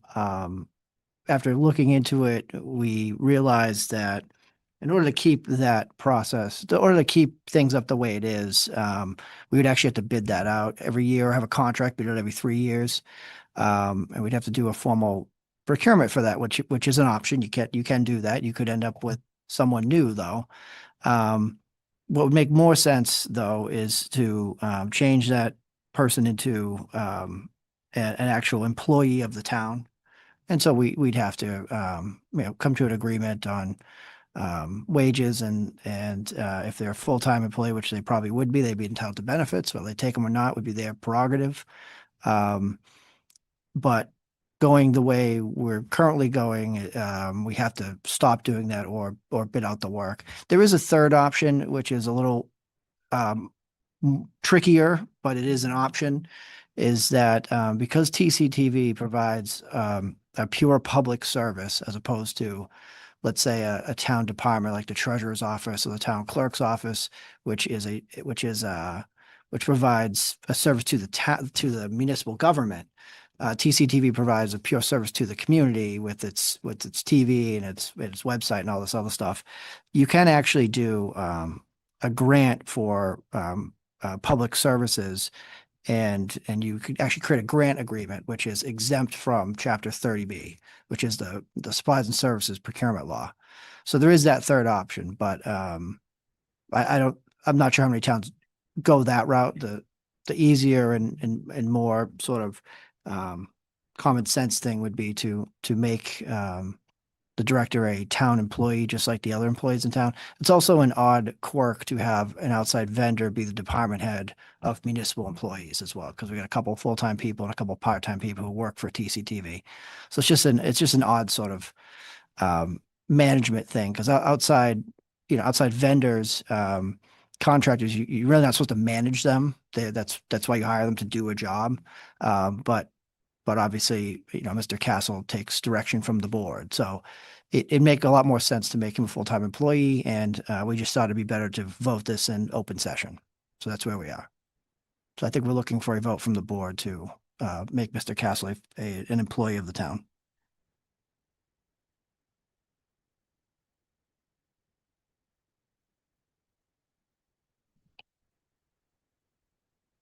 Anything, any other member feeling?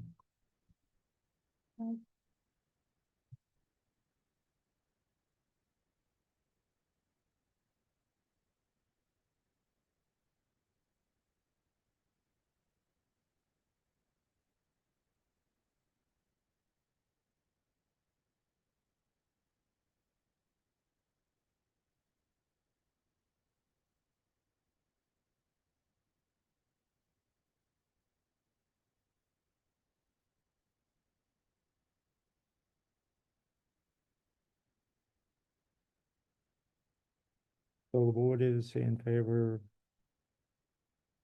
I make a motion to make Mr. Castle a full-time employee, or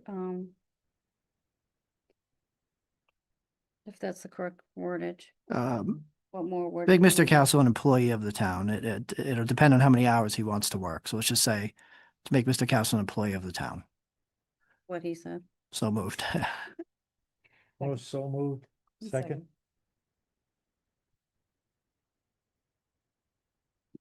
Any further discussion? On the motion, how would you vote, Mr. Toth? Yes, and obviously there's got to be discussions and contract negotiations and et cetera, et cetera. Ms. Graves? Yes. Ms. Basil? Yes. I vote yes. Thank you. to work with Mr. Ryan on it.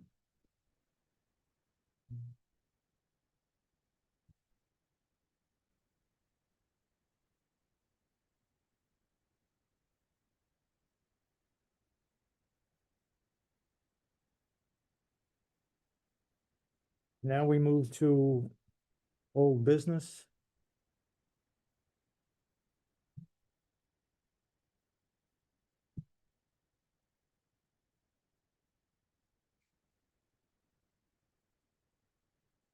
Mr. Toth, back in our meeting on May 28th, 2025, when we did board assignments, Mr. Toth was what was his educational liaison? And Ms. Toth, you can address that. Everybody knows life situations change. Right now, I found I don't have the bandwidth. And just to do a number of things going on. There's also been some communications disconnects here and there. So I don't always know when all the meetings are going down. And I just don't feel that I can give it everything I need to do to give it to get the information and bring things back to the board. So if anybody else is interested in taking on the liaison to both NRSD and Monty Tech, I would have no problems relinquishing that. Otherwise, I will try to do my best, but the last couple ones hasn't been all that great. Of course, holidays, a lot of meetings did not happen. A lot of meetings did not transpire. And those of us who watch the NRSD on their recording know that it's suboptimal at times, audio and video quality. So as a recap, Ms. Graves is on the Capital Improvements Committee. Mr. Toth was the educational liaison. And I'm on the MRPC, MPO, and MJTC.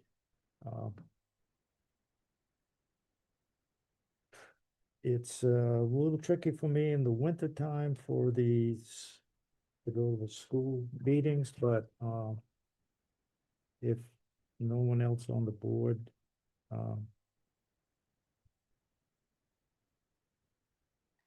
I guess Do we know if Mr. May would be interested in that? And unfortunately, it's not here today to ask. no, I do not know. Is it something that we could He- have next meeting? Their meetings are Narragansett is Thursdays. They're right at the cusp with budgeting where they're going from 1 to 2 meetings a month, but it's sporadic on the dates. But it's generally Thursdays.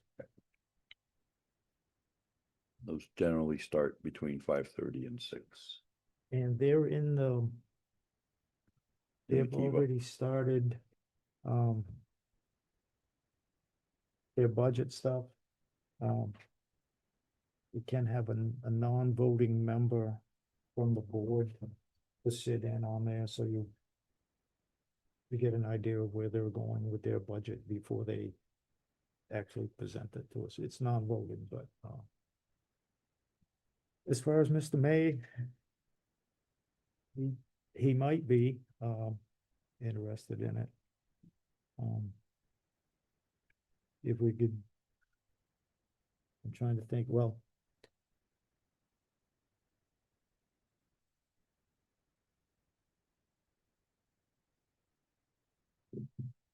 we have a meeting tomorrow, myself and town administrator. So we get the schedule of their meetings. Their budget meetings, which I believe, I think if they email, they're going to be remote. I have that information tomorrow, to email the board, just general knowledge. See if, maybe Mr. May is interested in doing that. If not, I don't know. I know sometimes you have a wonderful commute. Yeah. And that's, Are their meetings, are they recorded like? Yes, they're recorded. TCTV? Yeah, No, they record their own meetings, but they, yeah. They they're have on. something like, yeah, it's, Yeah. you can look it up They're to them. generally 5:30. Yeah, and you know, when you probably mm, sitting there going, no, well, I know. classes start at 4:30 and they don't get up to 7:30. So if Mr. May can't do it, or it was, then I could jump on it, because it's only from now till May, and then it will change. So we can put this, Somebody might be leaving or staying, we'll handcuff her to the chair. well, we can, But yeah, so it'd be from now until May, so I could, if you want, 1, 2, 3, I don't know, 4 meetings. So, do you want to put this on the next agenda? We have to vote on it, right? Not if you're just gonna table it. I'll just, Vote to table it. Table or defer. Yeah. I'll take it. Okay. Like I said, it's got a January meeting, 1 or 2 maybe in February, March, and then April, and then Money Tech, are they, did you go remote? I have never been to a Monty Tech meeting. Okay. Oh. My first time down that venue years back, I went to one and was very unwelcomed. They've had a whole change in their committee, but it was like, Okay. why are you here? I'm the selectman liaison from one of the member communities. And it's like, well, nobody ever comes to these, I'll find out. but yeah. So, I'll think it's, We have, Superintendent Brown is usually good about getting back to you pretty quickly if you email him. okay. So, yeah, that's, are you gonna do it, Jeff? Do you need us to make a motion? Is this something that we voted on before? Do they have to vote you in, Jeff? yes, Okay. technically you should, because Yeah, that it's was an a appointment. voted position. I mean, Oh, you can vote me in, I volunteer to do it. all right. Make a motion that Jeff be the liaison to the Narragansett and to Monty Tech on behalf of the board. Second.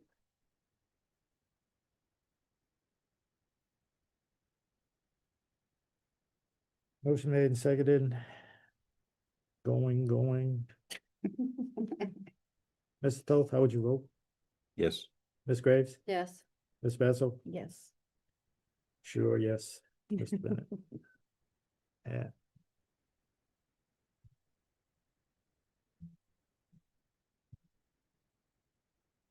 All right, next item on the old business is B. Back to the town administrator. Okay, so there are some hiring decisions that have to be made, and I actually don't know how the board wants me to proceed. When we hired Joe Blood, the board actually specifically told me go and do it. But the hiring authority rests with the board, so we need to have a conversation just so I can be clear on what you are comfortable with me doing versus what you are not comfortable with me doing. My wish or suggestion, well, first, let me tell you what's happening in town. So for one thing, we have Mr. Castle. We're gonna make him a full-time employee. He's a department head. I think all of your department heads have contracts. I'm trying to think, does Lori Witt have a contract? Oh, and Amber doesn't. Actually, she has it's just an appointment letter. So I guess I don't understand so under the law, it's town administrator, finance director, or town accountant, and the 2 chiefs. But you can have other departments have contracts, but if not, they would just fall under your personnel, bylaw, or your personnel policy, I should say. And then the sewer department would like to hire a part-time employee to do office work.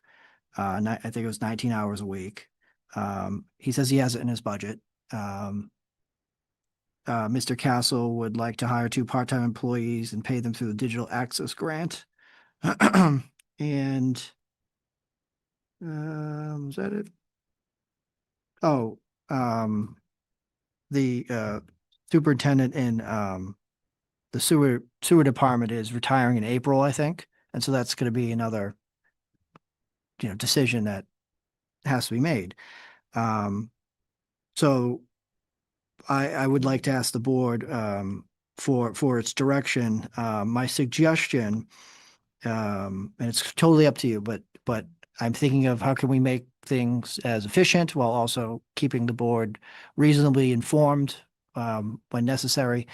For non-department head positions, so long as it's budgeted, to allow the town administrator to conduct the hiring process and negotiate a starting pay and hire them essentially, then notify you thereafter. With department heads, I would assume the board would like to be more involved. So with something like that, I will submit job descriptions to you and, invite you to get involved when a department head leaves or retires.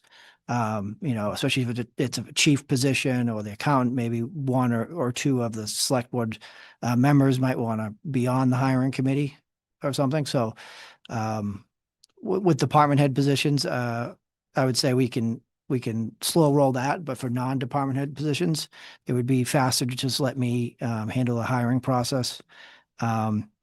The only caveat to the department head position is I would like the ability to appoint someone interim. So let's say something happens and someone leaves suddenly, or even if it's not sudden, it's planned, but we don't have someone hired. I would like to have the ability, at least until the next select board meeting, to hire someone interim and pay them accordingly to, do their job and run the department. And so those are my recommendations to the board. Does that make sense? Sorry. It's getting late. Regarding the sewer superintendent, have elected sewer commissioners. So I've thought about that. You are the hiring authority for the town, full stop. So yes, but The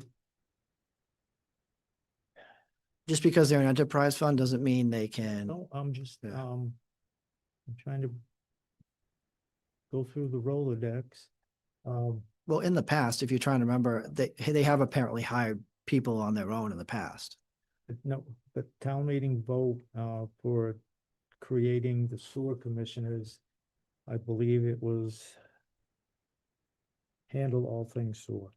I'm just wondering if the elected commission has idea on someone in the department to plug in, or do their plan to go outside? Mr. Chair. So hiring in the town, usually the department heads would take, like, they would talk with the town administrator. They would work kind of hand in hand in a way where they have the expertise on those subject matter, like the sewer department and so forth. And they would ask for an ad. And obviously the town administrator would be involved in making sure they had the money for it, for these jobs. But in my experience, individual departments, the town administrator sometimes would sit in sometimes, and sometimes they would not sit in depending on what it was on the hiring. A subject matter. And Janice, I'm not, just so we're clear, I'm not suggesting that. they're the specialties. Exactly. So, Yeah. so I'm not suggesting that if there was a vacancy, if Nancy, the assistant accountant, left, I would just go and hire an accountant. Amber wouldn't have a say. She would have a say, but ultimately someone needs to sign the paperwork to run the interview process, which the departments don't have that experience. I do, but also to sign the paperwork that ultimately makes them an employee of the town. And that's kind of what I'm asking for, because right now the board is the hiring authority. Yeah. And so it's them unless you delegate certain tasks to me. So in the town, they usually was like, so, okay, I'll just explain. So my experience was that I would be in a room, I would be part of the hiring process. I would be, the department head, we'll say. And then with me would be the town administrator if they wanted to, or whoever they wanted, and then there might be someone else in it. We were on different ones where if we were doing a hiring for the grant writer, we had like a board where we all sat there and then we gave their feedback to the town administrator who made the choice to bring to the select board. Whereas when I was hiring the swim instructor, it was the committee, the community service director, myself, and a select board member who had specialty in that particular thing sat in a room, and we did the interviews, and then we said, this is our choice to the commission, to the commissioners for Parks and Rec. And then it went to the town administrator who looked at everything, and decided if they wanted to do another interview with that person to talk themselves, being swim classes and that. So what I'm saying is we've had many different ways of doing it, but it always involves the specialty item person, whereas the department head, and at the end of the day, it would go to the town administrator with that department head, So a lot of those interviews, sometimes the TA didn't feel like they had a understanding of the subject matter, and sometimes they did, but So if we want to get into the details. that was pretty much how we did it. So the way I would run it and what I'm proposing is that for certain positions, I would be involved in the interview process. For coaches and whatever, that stuff Parks and Rec, I'm not going to be involved in that stuff. But if we need an assistant town accountant or a conservation agent, these full-time people that do very important work, I would be involved in that. And I think we pay for the advertising out of budget, maybe not, it could be out of a departmental budget, but writing job descriptions, right now we have a good set of them from a study you guys did a while ago. And so I'd be referencing them, but if we had to update job descriptions, I would be involved in that. But all of the department heads would be involved in the interviewing for their employees because they are the subject area experts, and they would be involved in writing job descriptions because I can't write a job description for a conservation agent unless I just rip it from, what another town does.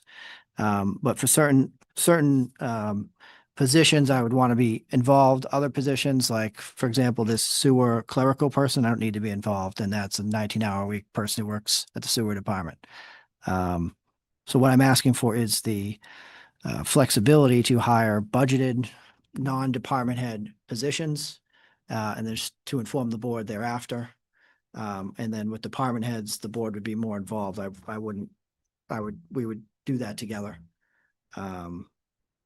But for non-department head level positions, I would like to run with that if they're already budgeted. It seems like you're just saying what your part of your job is the way the town administrator has always handled it in the town. Exactly. Yeah, So it does, you're asking of us. well, because it's by bylaw, it's your authority. My job description loosely says, it says something like, hire, charge of the day-to-day, hiring of personnel, blah, blah, blah. But in my contract, and it's attached to my contract as well, which is signed, but at the end of the day, that doesn't matter when the bylaw says that the select board is the hiring authority. And that one sentence doesn't give me a lot of details. What does that mean? Can I do the process from beginning to end? Can I sign the form, or do I do the process to the point where we sign the appointment letter and you guys do that? So it's all about what this board is comfortable with me doing. So I just need the clarity so I can move forward, because I don't have that. Right now, if I'm reading the bylaw and reading my job description isn't clear, bylaw is clear. Well, I always took it as the department heads, the select board was more involved, is what I noticed in the years past. And that everything underneath it was like we discussed. Yeah.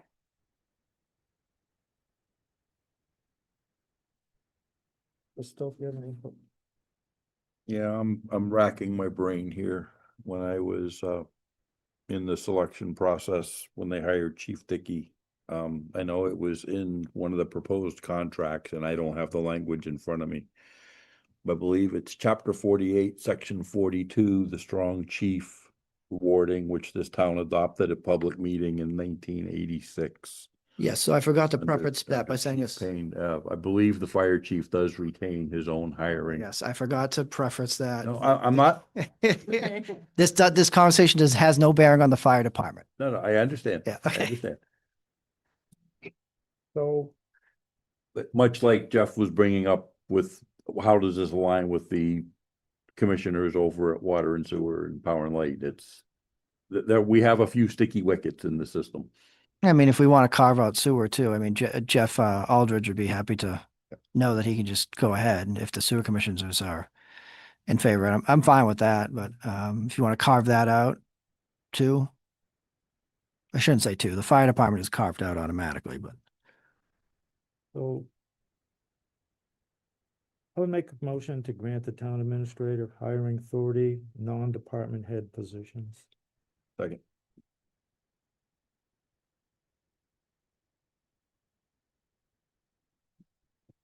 Motion made and seconded. Any more input on the subject? Hearing none on the motion, how would you vote, Mr. Toth? Yes. Ms. Graves? Yes. Ms. Bessel? Yes. And I vote yes.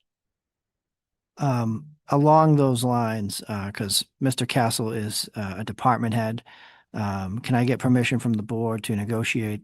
Well, does the board want him to have a contract, or do you want him to just have an appointment letter and make him part of the personnel policy? I could do either way.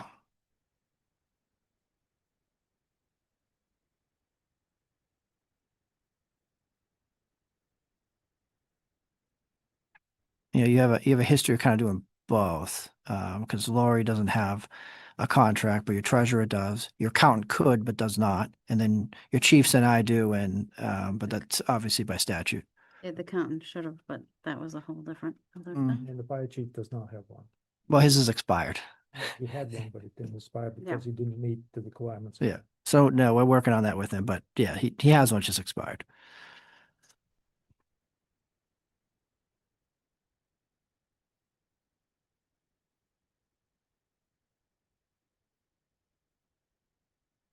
Does anyone remember the history of why the treasurer got her own contract? And like Lori didn't? The accountant had one, but wait, before. Yeah, and Yeah. ideally she should. It's under the same chapter that I'm under. The DPW director has one. The long-term accountant Kelly Bond was hired back in December 2014. She had an appointment. She never had a contract until she left employment and then was working as a non-town employee. But she didn't have, the town accountant has not had a contract. Just like once upon a time, the town coordinator did not have had an appointment, but not a contract. Mhm. Um, You know, I guess I would say, we're looking for an amendment to the motion. no, not an amendment, just another motion because it's all relating. That. If it's gonna be a contract or if he's just gonna. Well, so the thing with Mr. Castle is that he's been here for a while, and if we just make him an employee and he's part of your personnel bylaws, I mean, he I don't have it right in front of me, but I think it's over the next 18 months he'll get 1 week of vacation, and it's a man who's been here for a number of years. If he had a contract, I could provide him with vacation more comparable to someone with his years of service. So it might be better to give him a contract.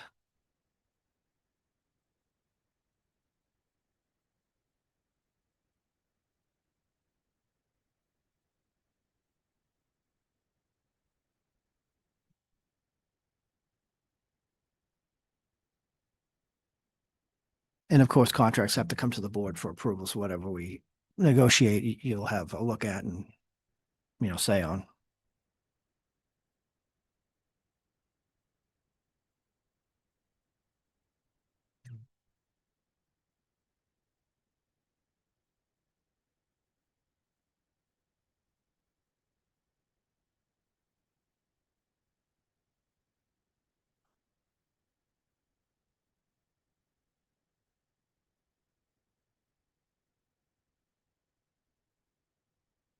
I'm fine with the contract. I make a motion to allow the town administrator to negotiate an employment contract with Steve Kessel.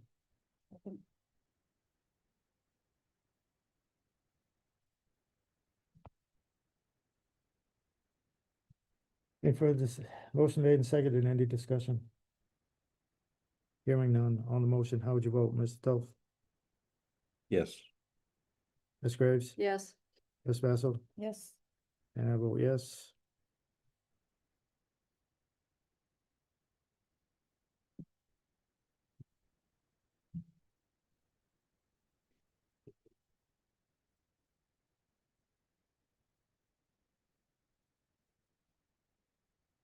Next item, item C, reporting requirements, town administrator.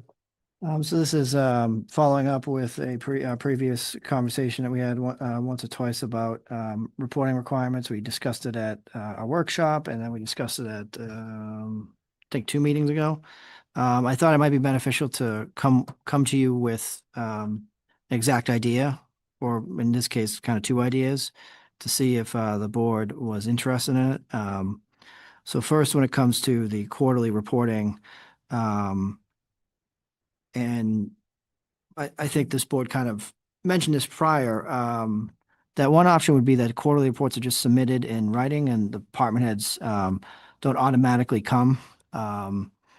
So submit them in writing. The board will, they'll be included in the board's packets, and the second meeting of October, January, April, and July. And of course, we can change those months if you want. But you'll get your quarterly reports then. It'll be in your packets. There'll be an agenda item so that you can make comments or discuss what is in the reports.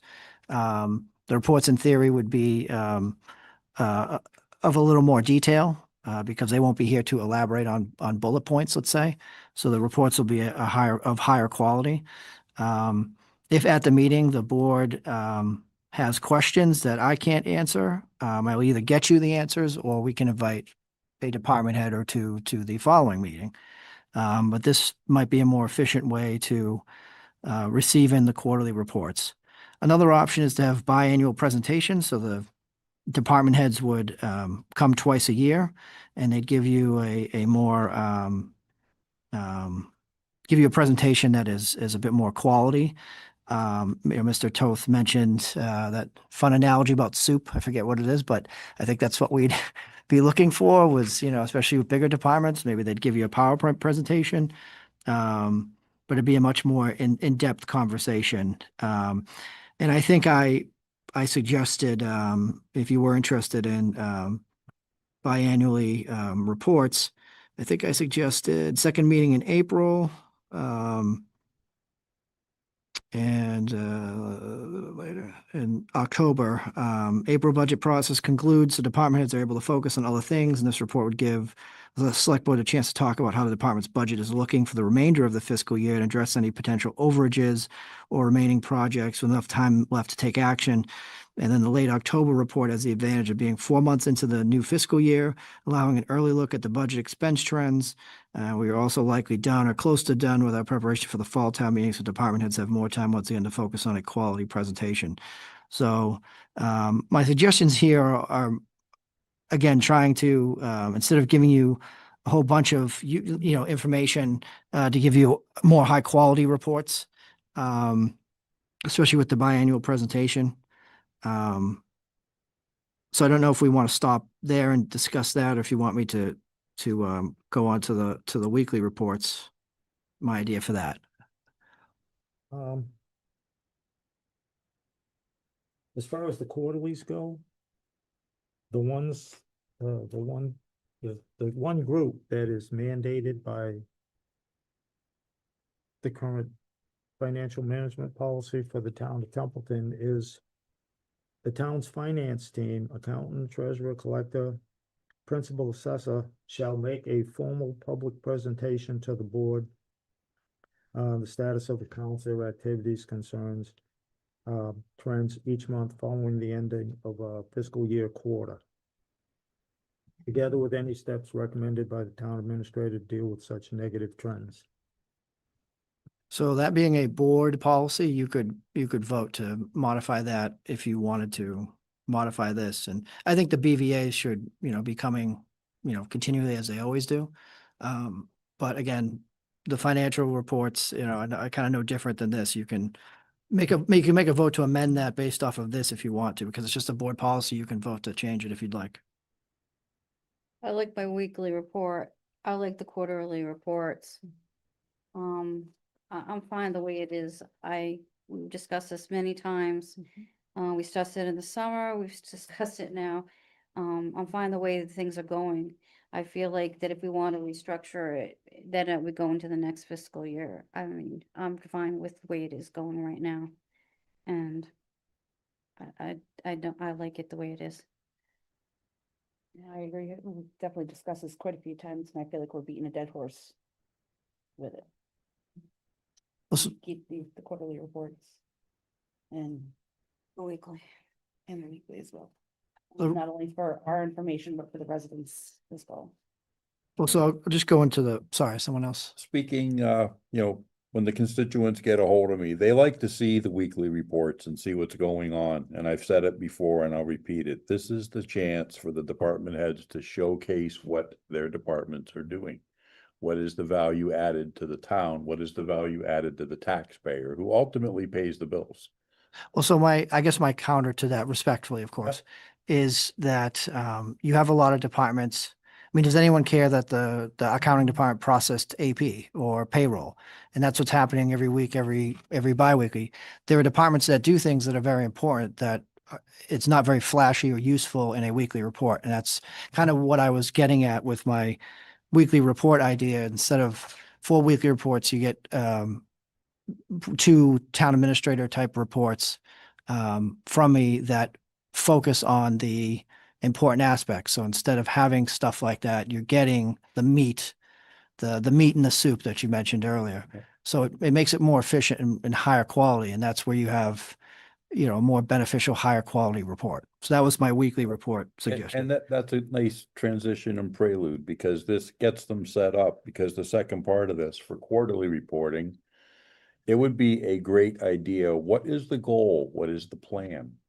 Did we attain it? If we did not attain it, why? Do they need some help from the board? Do they need some other outside guidance?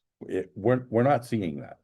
So yeah, my analogy of the soup, yes, I want a hearty beef stew with a lot of protein and not a ton of vegetables. What I'm getting is a very thin broth minestrone with little protein in it. And I'm looking at all these, and this is what I keep hearing when people are sending me messages or talking to me at the post office or pumping fuel or whatever. They're like, can we get more info? The people generally do care and they do want to see where the money's going. And it's like, I can address it.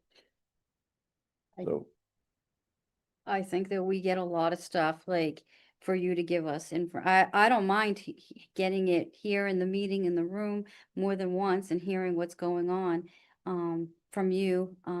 If it's a slow week, but sometimes between our meeting and the weekly report, something always comes up too. oh yeah. Yeah, so it's not like there isn't material out there. I hear from the residents, they like the weekly report. They like to be able to look, they think of it as like a little, they also get the blurbs that come out of it with TCTV on some of the stuff that they highlight that's in our weekly report. And then they like the stuff that you're starting to give us at our meetings too as well, because you brought in some of the way that the town administrator in the past have given it to us. I like the quarterlies. I like the fact that the chiefs were here tonight, and Bob was here. We could, if there was something we had to ask, we can ask. It's just a lot of times I don't know about you guys, but it's easier when someone's in a room to think of the question and right there, and then have to try to follow up with, I think that's more work. I just like the way it is. I don't feel like we need to change anything right now at this time.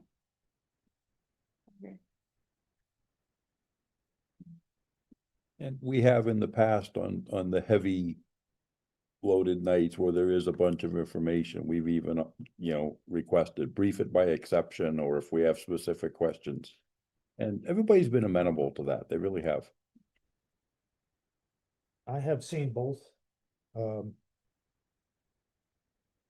administrative reports about departments and updates, what's going on every selectmen meetings.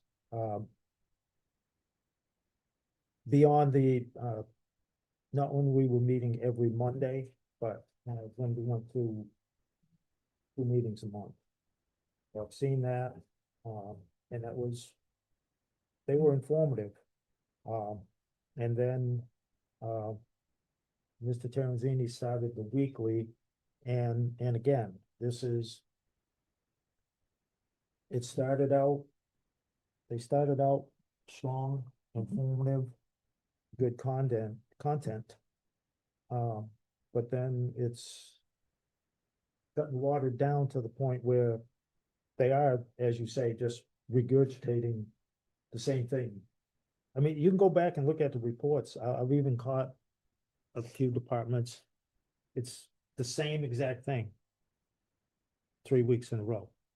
Yeah, I mean, It's, I mean, like, you know, I'd just be curious on the example, because I mean, you know, certain departments, except for certain times of the year, are going to be doing the same things over and over.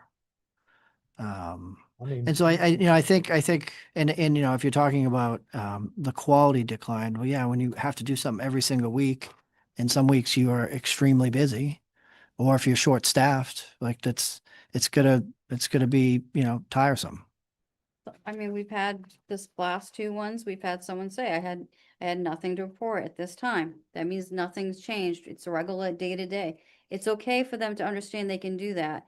It's okay for them to. That's actually not my impression from other members of the board. I've gotten the impression that they should be putting something weekly. So I wouldn't tell, unless this board votes to say that, I would not tell the employees that that would be okay. Because it's not my impression from No, some members I'm- of the board. I'll support you completely there. If somebody's gonna tell me I have nothing to report, then I have to start questioning, what is the value added and what are you doing? Nothing to report says I need to look at your budget and what happened in this past week. And I see the chair shaking his head up and down in agreement with me. You know, I'm not trying to be the butthead about it, but no, it's. The other way I look at this, a lot of folks, and it's transitory. Our population is somewhat transitory. People coming into town, people going out of town, drive around, look at all the for sale signs and the house just sold and this one's on the market. We got newbies coming into town who don't necessarily know, you know, they tune in, they catch the Channel 8, the TCTV updates, they catch the YouTubes. Wonderful. And sometimes they want to know some more. Now, many times I've had conversations, it's like, why don't you give such and such a call? Here's the number. And I would bet $1 to a donut that doesn't happen. The follow-up just doesn't occur. That's human nature, unfortunately. So it's a fine line. I mean, I'm not gonna argue with you. If you're not Nope. interested, we can move on to another agenda item. Not an argument, just a discussion, and Yeah. adult discussions are great. Yeah, but I can read the room. It's fine, guys. And for the record, I brought this to the meeting again because 2 meetings ago when we discussed it, different select board members were throwing out different ideas. Yep. And it sounded like the board wasn't necessarily against this. They had different ideas on what could happen. So that's why it's on the agenda again. And I brought 2 specific ideas. Thank you.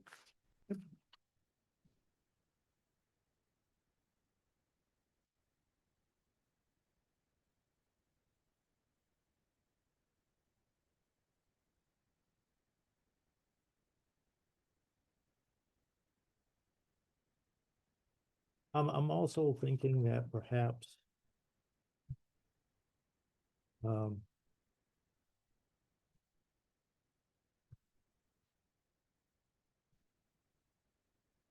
Being a resident who watches stuff, even when I'm not on the board or anything, it may be a thing, but gotten used to the weeklies, and you think if we only get it from the administrator every 2 weeks, we're not gonna know as much or get as much. Who's we? I'm just curious. Are you talking about the The board? residents. I'm thinking as residents. So there's 8,100 people in this town, a little over that. Yep. I'm willing to bet that it's less than 1% read our weekly reports. I get people come up to you in the gas station, but these are probably people who are, you see them at town meeting, or they're volunteers on other boards and committees, or they volunteer on civically minded people in town. I think I would underestimate the amount of residents that actually pay attention. Oh, There's wow. quite a few that do. No, there's more people that There's pay more- attention that show up, They do. guaranteed. Oh, I believe that, sure. I was We had 65 people at the last town meeting, so. I'm just thinking that,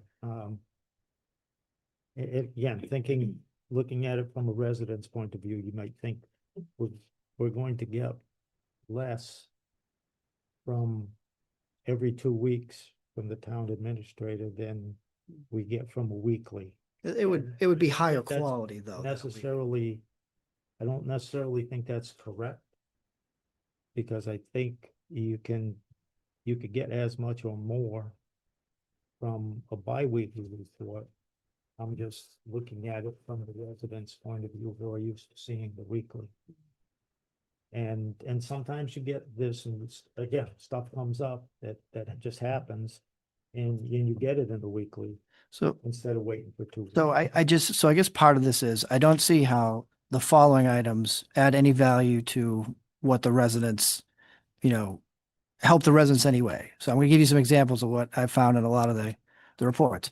AP being processed, turnovers received, snow removed from a sidewalk, soccer coordinator meeting, septic permits issued, a canceled meeting, 6 building permits processed, edits to a video. So I don't know how any of these things add value to, The public? It meant money came into the building. It meant that people who were involved. but they don't know how much money. And if they really cared, I mean, they could watch our budget meetings, later in the year.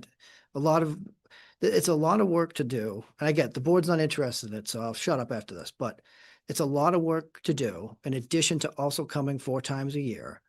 That has to be done every week. And then when it's not sent out, we're questioning why it's not sent out. Or if someone forgets or doesn't put something in, they're questioning why it didn't happen.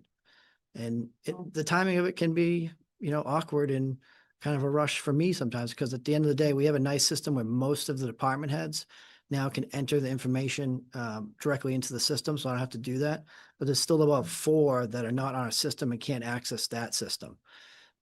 So I still have to collect their emails and put that in, put my own stuff in, save it, upload to the website, send it to all you. And so I'm just saying, we talked about this at the workshop. You heard it from another town administrator. He didn't really get it either. So that's why this is here. And those examples I read to you, I don't know how that adds value to the organization. I'm just gonna say this. I worked on the other side of it. I wrote the weekly report myself. I did the quarterly reports. I sat right there and gave them and worked on the annual report with my commission at the time. I actually filled in when we didn't have a town administrator, and I gathered them, different ones, and I put the report out and sent it out. So I have no problem with continuing in the path that we're in with doing these reports, because I feel like in the past, the town administrator also had the executive assistant put together those things and send them out to everybody too. That was part of the executive assistant's job, was to gather them and send them out from different stuff. I understand, but I'm fine with the way it is. We'll just simply close, because I don't want to hammer you, but, well, I think we're all there. Yeah. this is just, it's just the way I am. It almost comes across as a lack. It's not an unknown. These weekly reports are not a surprise. They've been going on since 2020, 21, 20, I believe. Maybe 18. With Carter, it goes back to 14, 15. No, I mean, the weekly. The current format, yeah. Yeah, and, because they were started really by, Mr. Terenzini. Yep. So it's something, it's a task that you have to do each week. And part of department head's job is to manage a department. And there has to be time management involved in that process because you have things to do. You should not be just coming in and say, well, I'm gonna sit here and sit at my computer and, oh, okay, I have to get this done. And the weekly report is part of that. So when you come in Monday, you know, I have to have this in by Thursday. At whatever time. Okay, but then the chair of the advisory committee comes in and wants to talk to you and you end up talking for 45 minutes. And then the DPW director comes in. And so I'm just, so most, That's what Assistant. no, it's not. She can't have high level discussions with the DPW director. No, I'm talking about this report. I could give her every sort of administrative task, but she's got plenty to do. I can't give her everything.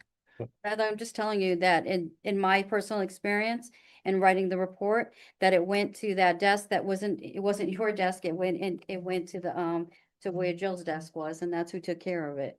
So I sent it to there. My only point to Jeff, and respectfully, was just a lot of what you're looking for, and this has to do with police, fire, DPW, and they handle emergencies, and so things come up, which is why sometimes the weekly report gets missed on their part.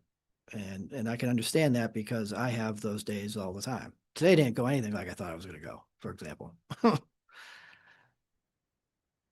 day goes as expected. You just summed my day at work up in a nutshell. To quote one of my favorite lines from a non-Christmas movie, welcome to the party. Did you? But yeah, seriously. It's in a report, yeah, it's in a report. So on the, Mm, is that's, we've chewed up Yes, that bone pretty yes, clean. please. That's gristle free. Yes. The last item is an incident report, and I would like to kick this to the next meeting just because it wasn't in the packet until late and Ms. Bassel wasn't here. I don't know if you saw it before or not, so I would just, any objections, you just throw this to the next meeting. Yeah, that's fine. I'm fine with that. But you can't be reading while you're sitting in traffic, you know. You got in the pocket. So we put that on our next agenda. Get bumped in the back, they're gonna say, what was you doing? Were you on your phone? No, I was reading. Incident report, how convenient. So, let me double check here. So that's the last item, right? Yeah. Yep. I'm old man. I started missing stuff. I gotta double check. Board member comments. Mr. Toth? Just a quick one. When I'm at work, Monday, Wednesday, Fridays, I'm at my little side job. I don't have immediate access to my town emails. And I noticed today when I jumped out in the truck while it was warming up, that we had some updates to our agenda packet that were transmitted at 12:21. Never got to see them, so never got to review some of the changes. I had an idea what they were, but. So the changes that you got, and maybe I thought I was being proactive. Maybe I just confused the board. There were two changes. I put all the quarterly reports in your packet so I could then post it online, but I think I sent them to you as I got them. So you got 2 last week and then 1 today when I came in. The only other change was that I added because it was a mistake. I added the incident report that Jeff already gave us and was already in the last meeting's packet. So you already had that item. And so that was it. Those were the only changes. And I did notice today, I had 2 different voice messages with a Seattle, Washington phone number popping up. Yeah. And the content was interesting, but I don't know who they were calling because it's not me that they're trying to talk to when you listen to the recording. It's like, But after I listened to it and realized it's coming from the Board of Health and then from Carol's office for the town clerk, it's like, okay, so do we have a different system now from what we used to use as Code Red? Is this Yes, beyond? I reported on that, I think at the last meeting. I don't have it in front of me. I forget what it's called, but I don't have it in front of me. I reported on it, I think, last meeting. Okay, Yeah. It's been changed to something. Yeah, I forget it. A company bought out Code Red after they Okay, had their yep. security thing. Yeah, it's weird how it comes up. Yeah, and that was the one I believe we did not have to sign up again if we were signed up before a certain date. Yeah, May, I think. Yeah. Okay, that's it. Ms. Graves? I'm getting them as texts. I get 'em. Cool. Well, one looked spammy. I went to Lori and said, "Oh, is the Board of Health sending out text?" Because I didn't want You to. get them as both. If you don't pick up the phone, it goes right to a text message. So here's Yeah. the question is Oh, if, It was weird. Ms. if Graves? we didn't. Yeah, so I just want to wish everybody a happy new year. I also want to remind everybody that Community Preservation Committee has their needs analysis meeting on Thursday. That's at 6:30. That's when anybody in the community can come and talk about the needs of the town, what kind of projects and things. So that's at 6:30 on this Thursday, the 8th. Also want to tell everybody that basketball season is going on Saturdays, and if anybody comes out, especially like to thank all the sponsors for that, sponsor that, and tell everybody they're doing a great job, I've heard. And then, of course, the January buzz is out for the senior center, but I wanted to wish everybody happy new year. Special? If anybody that didn't sign up for the program before May, Yeah, if you have to, if you signed up, yeah, if you signed up before May, you're still in the system. and if you didn't, You gotta Yeah, sign up sign up, again. but it's not through Code Red. It's the link's on our website. The company's name changed, but the link should be wherever it used to be. Yeah, it's changed, yeah.